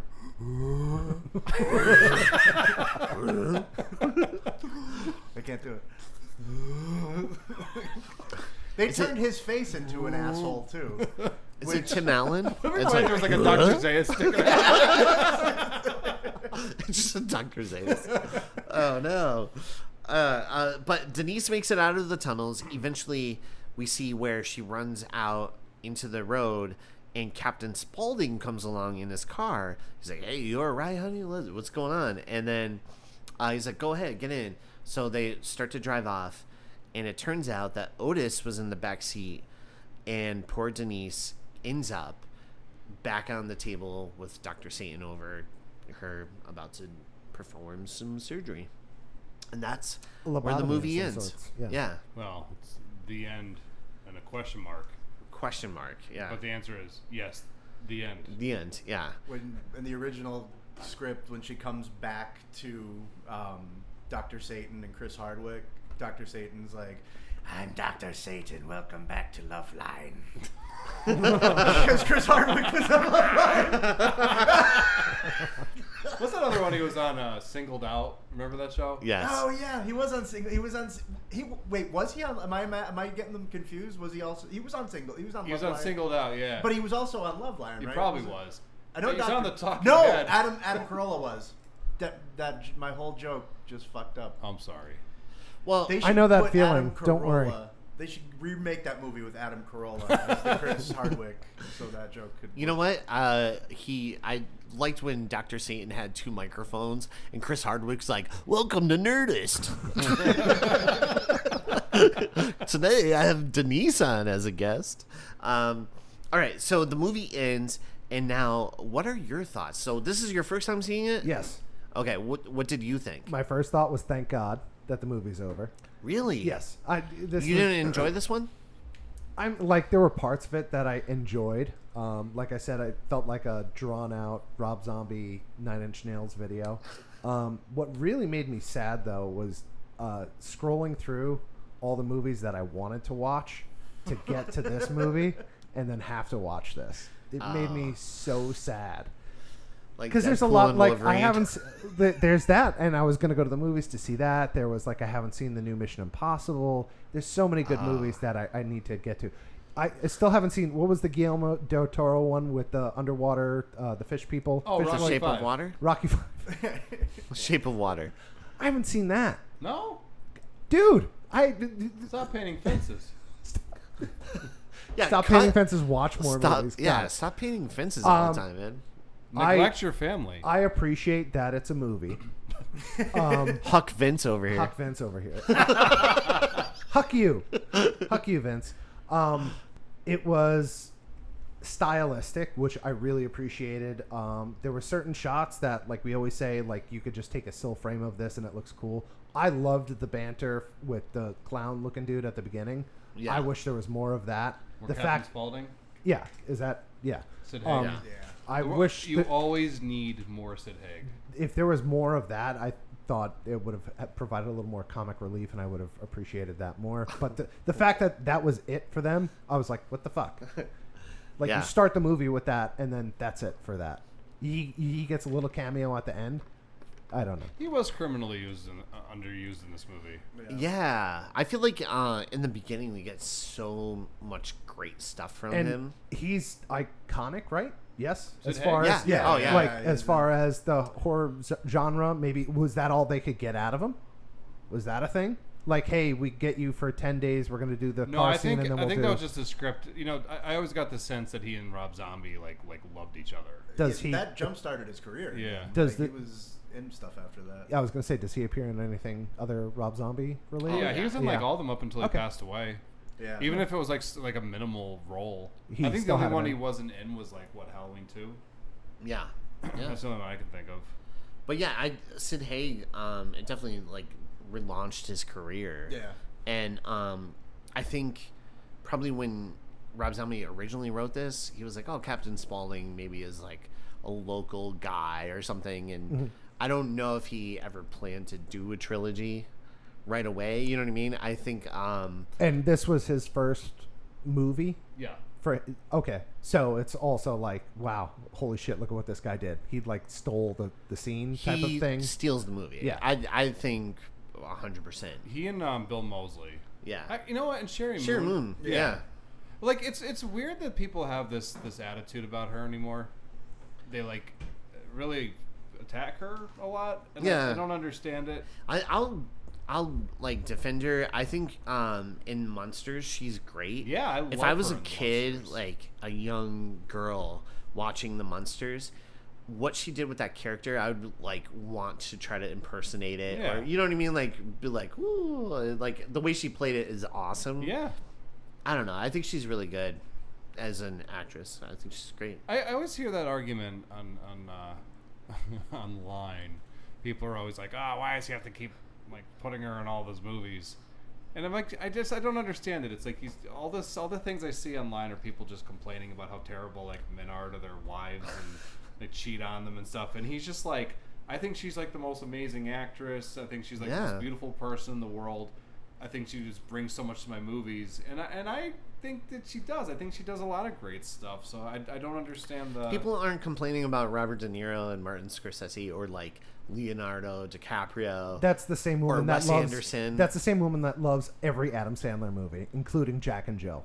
Like she has no reference to like, oh, just let these people have relationships and let them have fun and do movies together. Right. Yeah. Yeah. I don't know. I just, I think the cast actually in general is very good. Yeah. Reading this bizarro Rob Zombie dialogue. I think there isn't anyone in this that I'm like, oh, what a weak point. Yeah. You know? No, I honestly certainly not gonna say that about Grandpa. No, the whole Fly family, maybe Rufus because he doesn't really have any lines, but like other than that, done. Car's done. But like, Otis. like you nailed it, man. He was so important in this movie that you didn't even notice they replaced him in The Devil's Rejects. Yeah, exactly. I liked how at one point he's eating food and watching TV, and someone's like breaking into the house, and he could care less. He just was Right. concerned about his food and whatever was on the TV. That's all he wanted. Yeah, that's. I just love. I don't know. I love this movie. I think it's kind of perfect. Rory, your thoughts? So like, that kind of reminds me of, because it being like his first movie, It seems like if I was like, and this is not a swipe at Rob Zombie, but like when I was like 18 or 19, like it's probably the kind of thing I would have made. Do you know what I mean? Like it's just sort of like this, like a bunch of different things that like Rob Zombie loves, and he just kind of smashed it together and made something kind of unique out of it. Yeah. You know, like you hear like his music in there. The Ramones are in there. I know he loves the Ramones. Oh, And I he forgot about. Yeah, I should have mentioned that. And he pulls in like all of his like favorite actors from when he was like a kid, and like these performers that meant something to him. And he made like a weirdo, crazy, like literally like a horror movie on acid, you know. And it's just interesting. It's not like I think Devil's Rejects is a genuinely like awesome movie. Mm-hmm. You know, and then this one, it's just like a fever dream of a movie. Yeah, I think you kind of said it perfectly before, where it's like a comic book, like a horror comic book come to life. EC it's kind of like Comics. Ang Lee taking a comic book movie and kind of making it feel like a comic a little bit. That I feel like that really hit it on the head. Yeah, there's a lot of passion in it. There's a lot of like imagination, and it definitely, just I'm telling you, like just during the time that it came out, it 100% stood out from all the other boring like copy paste movies that were coming out that time, and it was refreshing. I think too, like a lot of horror films at that time are really dark and brooding, and like the lighting is just like minimal lighting in them. And then you have this movie and it's super colorful and it feels like an attraction, like a ride in itself. And like the whole murder ride, the whole movie feels like a murder ride, Yeah. So also like just because I was saying before, like how the movie, the following movie, The Devil's Rejects, feels very grounded in like real world stuff. Right. This one, it just sort of feels like you're seeing the world through their eyes, and it's just crazy. It's just a craziness. Yeah. Yeah. So I mean, is it a movie that I would say is like perfect? No, but for all of its imperfections, it kind of makes it what it is, and what it is something that I really like, and I've always enjoyed watching. So yeah. I didn't see it. I've been winging it this whole time. I guess I was right on a lot of stuff, which is awesome. It's impressive, dude. You nailed it. Nailed it. Yeah, I was really sweating this. No, I noticed there was a problem when you said that girl really liked to eat dog food. I'm like, I don't think he watched it. No, I loved it, and seeing it at the age that I saw it, and like being a bit of a weird kid myself, I'm like, this is like, I get this movie, I get these people, like, but like, it is like if you look at it from a standpoint of society is the bad guy. The Firefly family is really wholesome and loving. They really love each other. And I know They keep a baby in a jar. Little one. Okay. This is such a special night for Mama Firefly. That's one of my favorite scenes. That there's a little baby, and who's it's her baby, but who's the father? Because like all of them. Otis. Who knows? So I just want to add this. I really wanted that fetus to get up and start tap dancing. Hello, my baby. Yeah, Hello. just like right on the table. They're like, oh, it's Like coming down. Spaceballs. And they're like, oh my Jazz God, it's a hands. fetus. And then it just bursts out of the jar and starts doing a little dance number. That's the fetus that fell out of Jackie Cobb's ass. That's Jackie Cobb's butt baby. But yeah, no, I like how that movie could at any point, like, you didn't really, when I first saw it, like, I didn't know what was coming next. Like, it was like they could have taken it anywhere, and then they did. The ending is like, what's going on now? But like, looking at it through like if it's Mary's or Denise's fever dream or not, like I just like the way that you just had fun with it. Yeah. You could tell everybody in that movie had fun. Yeah. Like it's in every scene. Like there had to have been so many takes, especially with like Dennis Fimple and Sid Haig, but like Dennis Fimple especially, like he was like, they had him seated, but like that energy was all still there. Like, and his comedy routine, like the grandfather, is awesome. like so good. Very Sam Kinison-esque. Oh my God! Yeah, Screaming. like him screaming into the microphone. And then he closes his hand and stops and like slips back into his regular voice. Yeah, but I like that. I like I said, the real enemy in that movie are the cheerleaders, Rainn Wilson, Those ungrateful dicks. and fucking Mary. Yeah. Like, I didn't feel bad for Mary at all. And then like Otis takes the gag off of her, and like it's not 4 seconds in, and she's like, "Fuck you, you fucking freak!" And it's like, you don't know when to shut your mouth, do you, Mary? Read the room. In a way, it's all her fault. All of it's her fault.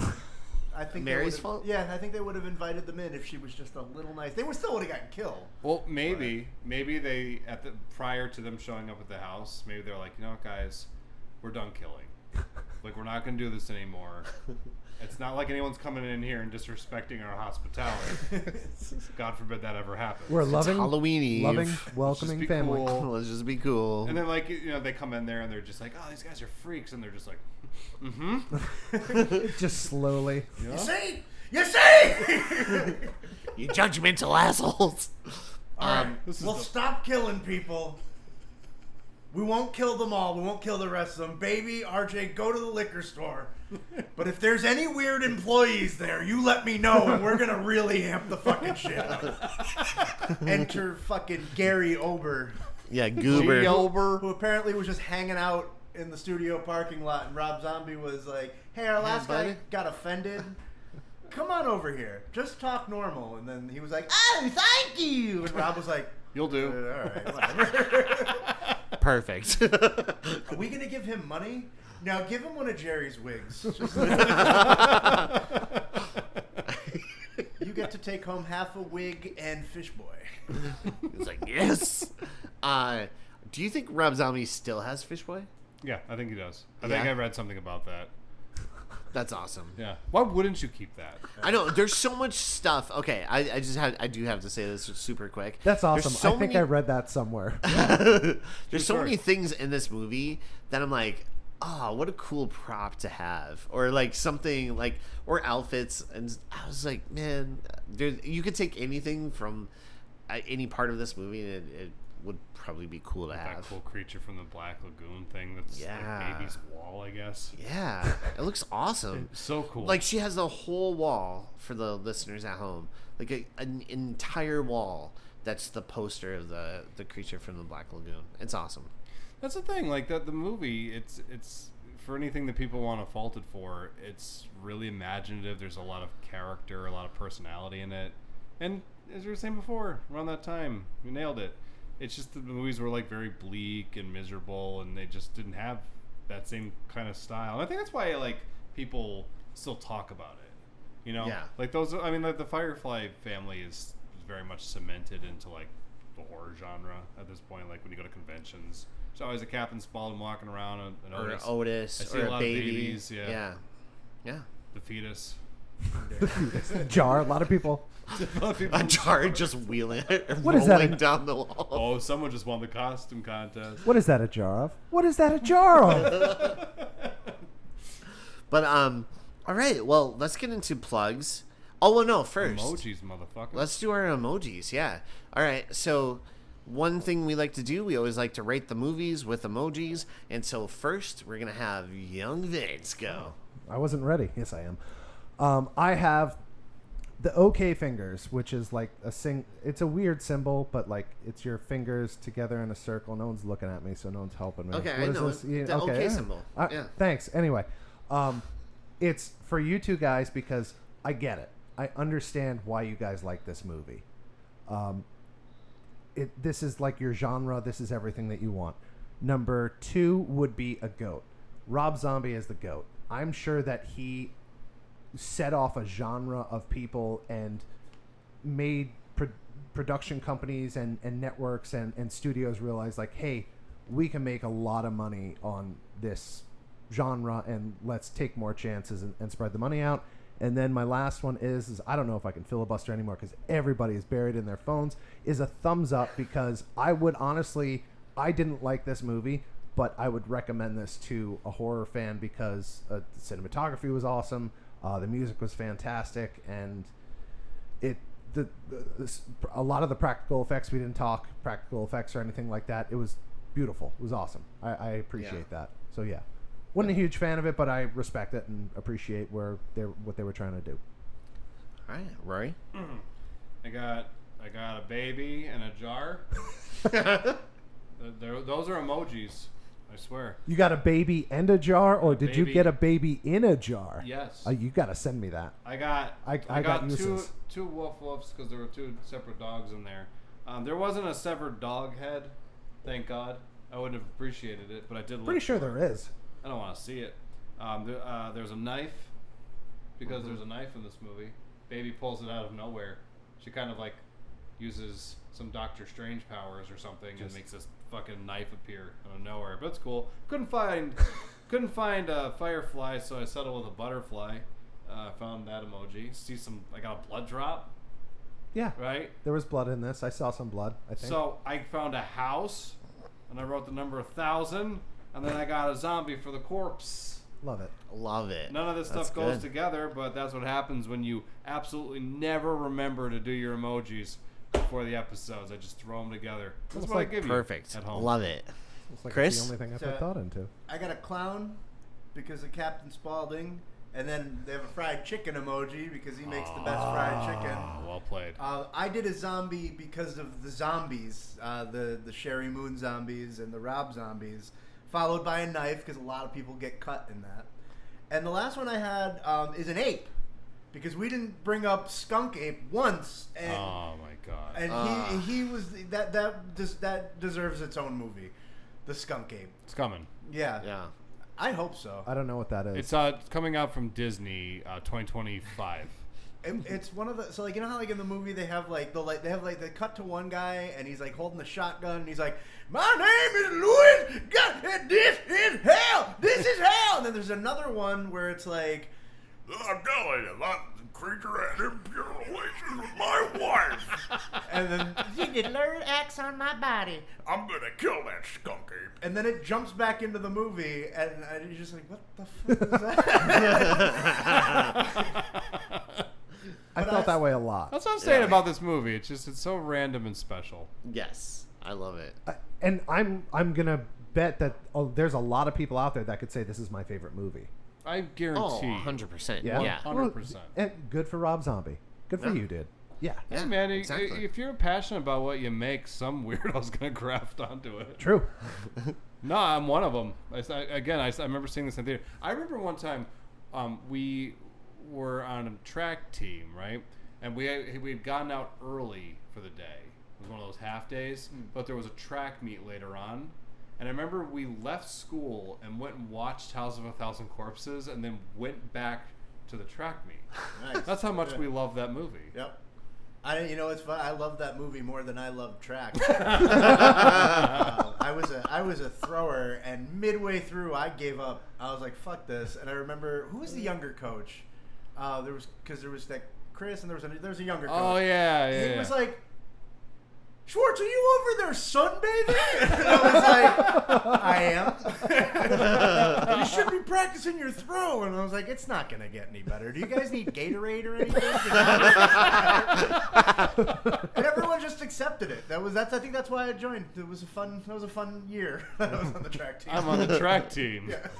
You sure are, pal. I was always chubby. I was always a big guy, and I would tell people on the track team I was on the track team, and they'd be like, "Bullshit, you're on the track team." Dad, why won't you be supportive? Say track and field or just track? And field. There was field. I was in the field. A little bit of track, a little bit of field. One Mostly other- field, though. One other weird memory that I have from when we were kids. I remember I stayed at your house the one time, and I think we were just watching a bunch of Tim Burton movies because it was that weird part of your life where all you want to watch is like Tim Burton movies. And I remember we went off on one of those little riff things, and we were like laughing really hard. And I remember your dad came barreling through the door and just started screaming at us because it was like 3 a.m. Oh yeah. Do you remember that? Oh, Like yeah. when I was still closed.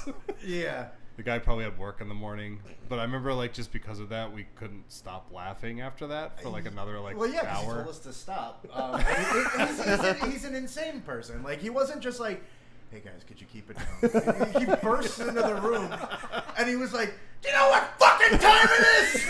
Like, immediately, I'm just like, We were like trying to be like, yes, sir, we respect you. And then we just kept laughing. Yeah. But you know what's funny? Like, at the age I am now, I totally get where he was coming I was from. gonna say, what'd your dad do for a living?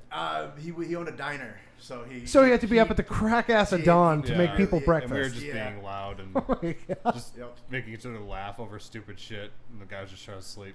Poor yeah, guy. like working like 3 hours. Oh man. he, in the theme of the movie, kicked my door open and killed Rory with an axe and went. I was like, take it easy, Dad. Can't keep killing my friends, Dad. They're my best friends. Shut up, Chris. Dig a hole. Oh, there's no more room in the yard. Yeah, Why did you guys get kicked out of the Viewmont Mall? or do you have one better than that? Well, you start this off. So we had a camera, and we were just filming stuff as you're wont to do. I don't know if we had a goal that day. No. But we were just filming. You were stuff. just being asshole teenagers. Yeah. Yeah, and like it was the early 2000s. We were all hopped up on Jackass and fucking CKY. And CKY and Rob Zombie and And track and field. we sunbathing instead of working on our throws. We were filming, and the security guard came up to us and told us, like, was really, really stern about not filming in the mall. What were we doing at the time, Chris? Running? We were running. So there's all these racks of clothes that they had in the middle of the mall, and Chris was chasing me around with the camera, going, "Danny!" We were just basically reenacting The Shining. Yeah. And then What was it? What was the lady's name? Val. Val told us that since 9/11, I love that you remember her name. she brought us into an office. Yes, just like. She had nabbed us and brought us into the back Do office. you remember what happened though before they caught us though? Before they Caught you doing what? They were yelling at us about the camera. They were about to let us go, and we were like, "No, fuck this. We're not in real trouble anyway." We took off. We fucking took off, and then it became like Scooby Doo. We were like running through like stores, coming out. They were following us. Were your legs Running moving? into JCPenney's, coming out Sears. Yeah, and finally they caught us and they brought us in a back room, and I thought we were gonna get waterboarded, but like we didn't do anything. Yeah. And like we were well aware that we didn't do anything. And we were like real assholes to this woman about this because we knew that they weren't gonna be able to like call the cops or do anything, so we were just being like real big smartasses. You She's ruined her day. well, the best thing is that she's like trying to scare us, and we're just like laughing and just again being obnoxious. And then she's just like, "Well, I don't want to have to do this, but you guys are banned from the mall for the whole weekend." And we're like, The weekend. "The weekend?"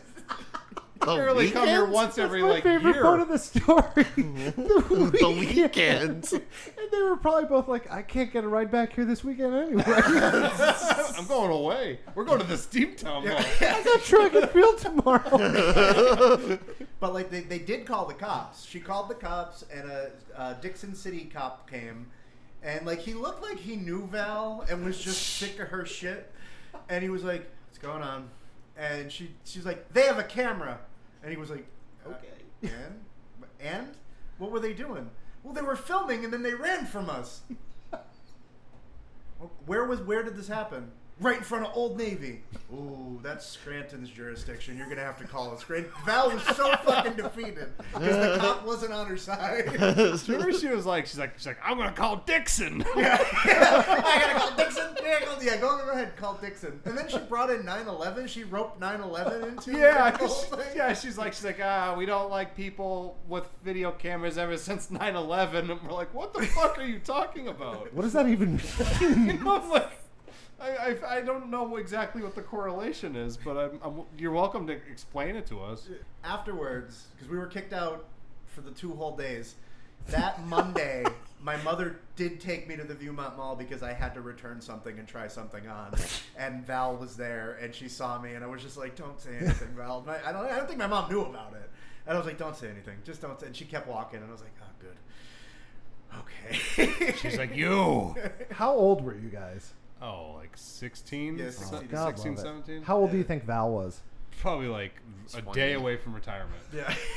Oh, she was older. I was thinking like I was 21, thinking- I was 22 thinking or very something. young, too. She was an older lady who was really into her job. Yeah. How much do you think Val was making No. per hour? Not enough. Not enough to deal with Probably our like bullshit. $7. Wait, do you think that was the $8. highlight of her day or like the worst part of her day? Probably the highlight, for sure. And that's probably Oh, not even Val. the toughest part of her weekend. You know what I mean? Like she probably dealt with other shit that was like Worse crazy. than that. I think she Yeah. was just like she was thrown off by us because I'm sure when they bring like normal people back there, they're like, oh, I'm so sorry, miss, I'll never do it again, and we're just like, fuck you, rebel. What are you gonna do, copper? What are you gonna do? You don't even have a gun. You're not even a real cop. Spit in her I face. demand a lawyer. You don't need that here. Oh. I'm calling Dixon. Like, Fuck Obama. I remember him just like sitting there like having to wait for the cops to come, and that cop just came back, and he did. He looked so like, God damn. Val again. It's not my jurisdiction, Old Navy. Old Navy, not my problem. Where was the scene of the crime? Yeah. Old Navy. She like brings us out there. She's like, "This is where it happened. Back and to the left. Back and to the left." Oh, wait till Dixon gets here. They don't play around. Dixon shit, he shows up and they have their batons ready to go. They just start wailing on us. Guns Val's like, he's drawn. like, "I'm gonna turn around. I'm gonna look away, boys." We're not afraid to tase around here. Goes. So, all right, let's get into plugs. So, Chris, do you have anything you would like to plug? If you want to plug your TikTok, your YouTube, all that kind of stuff. Yeah, you guys can find me on all the socials. I'm on TikTok at Swortz Dreamboat, Instagram and Facebook on as Swortz Dreamboat. Occasionally, I put things out. YouTube Swortz Dreamboat. I want to start doing those stories again. Yes, please do. They were so funny. And there's another YouTube Pantheon video. That's my buddy Allie's. She does she like takes public domain stuff and kind of mashes it up and makes it its own thing, and that's very funny. Especially if you're into the Three Stooges and other vaudevillian types, because there's a lot of that stuff on public domain. And then I'm thinking about doing the OnlyFans thing. Only pheromones, if I could. Hey, buddy, if you dream it, you can do it. I mean, I gotta be there's a market for bearded fat guys. I guarantee you there It's is. usually other bearded fat guys, but I was thinking about getting into that, and I feel like it would be a bear market for you if you did that. a bear market. Look at this guy. Economics. Also, an up-and-coming artist I'm very close with, Taylor Swift. She might need some love. So if anybody, I heard she's pretty good. yeah, she's from around here, not around here, but Pennsylvania in general. She grew up on a humble Christmas tree farm. Yes. And she was a country singer, and now she is not. Okay. But her career is like kind of fledging a little bit, so I Yeah. wanted to give her a plug. You're welcome, Taylor. This is really going to be helpful for her. Yeah. That's generous of you. I think so. Yeah. Yeah. She's gonna be real stoked. Do you know what my daughters do all day? Just watch Taylor Swift videos. They love her. Like, not even like someone could be in the crowd and like you just watch a 2-hour video of them going to a Taylor Swift video or concert, and they'll watch that for hours. Yeah. It's like it's a cult, I think. Oh, for I don't sure. know. I'm too afraid to say anything to be sure, so don't litigious. I don't want to be. I'm You're scared. gonna have to edit all of this all out 'cause anything with T. Taylor Sizzle, please Swift fans- don't. I'm a big fan of hers. I love her Man. music. I'm just saying this. I love Taylor Swift. Okay, that's I got really into the band The National. yes, Yeah. Do you like them? yes. So like I got really into The National recently, and I'm like listening to a couple of their songs on Spotify, and then it starts playing the song, and I'm like, this isn't The National. This is Taylor Taylor Swift. Swift. And then it's apparently she did a bunch of songs with them. Yes. And they're great. Yeah. So I don't know. I Yeah. like her a lot. Yeah, she's pretty fantastic. She's gonna make it. I think she might get it figured out. If anybody at home would like to send us friendship bracelets, Yes. we're into it. And anything else you want to plug? The internet. I love Yeah. the internet. That's oh good. my god. Good Real stuff. Real dirty stuff too, if you know where to look. All right. Favorite comedy movie? Go. I get 2 more questions. Can I have 2 more questions? Yeah. All right. Yeah. Favorite comedy movie? Just say Ghostbusters. Ghostbusters. All right. I know you. A favorite comedic half hour or hour like show? Give me something to watch on like Netflix or something. Ghostbusters. Ghostbusters. YouTube. The Sopranos. Okay, thanks. That's like an hour-long comedy show. great use of my 2 questions. A lot of Italian jokes in it too. I've seen that. Yeah. Yeah. Monk Anyway. is a good one. That's not a half hour either, though. I like Monk. I like Monk. Vince, how about you? Anything you would want to plug? I'm gonna plug everything he just plugged. The Eastern Tribute Collective. I'll do Adam Farley also. Joey Bag of Potatoes has a website on the Facebook. Movie Mania. Movie Yeah, Mania. something like that. He's pretty Yeah. fantastic. Had a lot of fun with him last week. Yeah. Anybody move on from me? Yeah. Okay. I got Ravenview Productions. It's a film production company and the company that puts out the episodes that you listen to on a week-to-week basis, hopefully. The stuff. Yeah. Yeah, this crap. Fourth Cut Reviews brought to you by our keyboard warrior friend Chris Conforti. We got NEPA Horror Fest coming up in October. I don't have the date because I'm not that good at research and stuff, but you can look it up, you lazy bastards. It's on the interwebs. Variant Season's a band that our buddy Will Perna is in. We all love Will Perna here, so support his music. Gravy Diggers Pot Pies. If you survive a Gravy Digger Pot Pie, then you are a warrior. That's a good slogan. The most important thing to promote is the Kitties of NEPA Pet Rescue. Please look them up and adopt cats. And if you don't have the time or ability to adopt a cat because your kids are allergic, you can get rid of your kids and get some cats. But if you just don't like cats but you'd like to help out, you can donate food, money, anything you want to help them out. That's a great cause, probably the best cause. And if you don't like cats, you're a pile of trash. But EJ, what do you got? Same. I would like to promote Adam Farley's music, Chris Alou's music, and also Three Jacks Burger Bar, which is a great I place. forgot about that. That place? Yeah. What is the burger of the month? Burger of the month is still the Mary Moon veggie patty, mixed greens, corn salsa, and sriracha ranch dressing. But you can sub it with beef patty, chicken patty, whatever you want to Pork do to patty, your yeah, body. got We'll it. do it to you. Ah, Crushing it. it's great. Crushing it. Yeah. And also, make sure to check out Frequel's Instagram, Facebook, and email frequelpodcast@gmail.com. And you could write us any complaints, or it's like a suggestion box, basically, right? Yeah, and if when we're like let's say we make mistakes going through these reviews, we just want to hear from you. Yeah. Yeah. Seriously, I mean, we want to hear all your thoughts for sure. For sure. Please correct us because it'll show us how smart you are Yes. and how stupid we are. we love that. We do. I'm waiting to get some. Oh, do you know a little bit more about a movie than we do? Oh, Good. That's awesome. Doubt it. Fuck you. Fuck you. Anyway. No.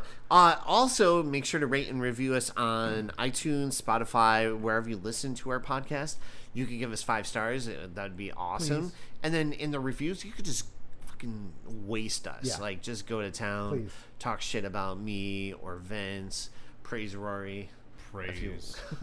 Praise. Worship. Praise Ella the cat. praise, worship Rory. No, praise Ella the cat. Yeah. Tell us what you thought of our friend Chris. Yeah. Yeah. And thank you to our guest, Chris, for coming on. Thanks for having me. Yeah, please come back anytime you want. I want Anytime. to plug 2 more things. Oh, Yeah. real please. quick. I'm just like thinking about OnlyFans ideas. I have course like a you lot are. of Americans. I have type 2 diabetes. Diabetes? And what I was thinking of doing is doing like videos where I just eat cake, because that's fucking naughty and dangerous. Also, I want to announce here my podcast. I'm gonna start a podcast.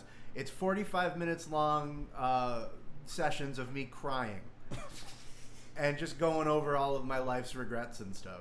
But you can't hear it because I'm blubbering so much. But I'm really excited to.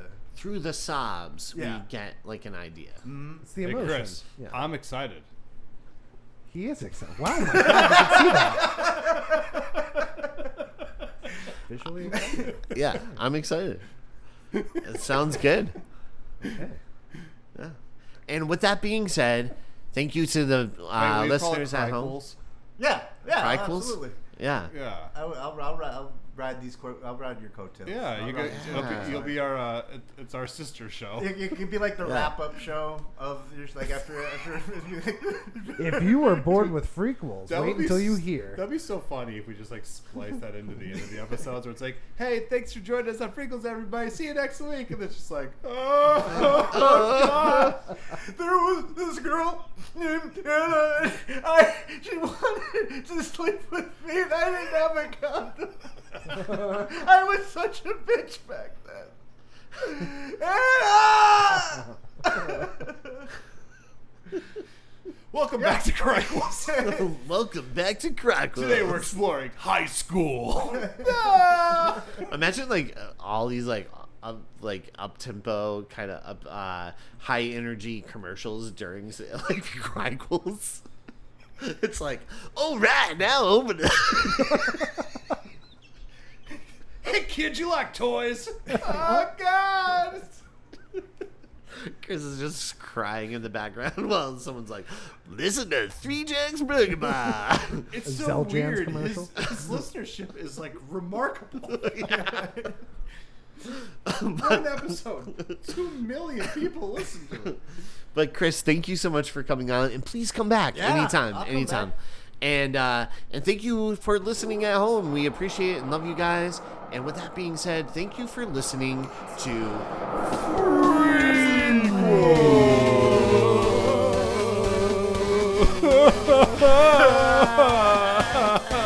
God, this is my life.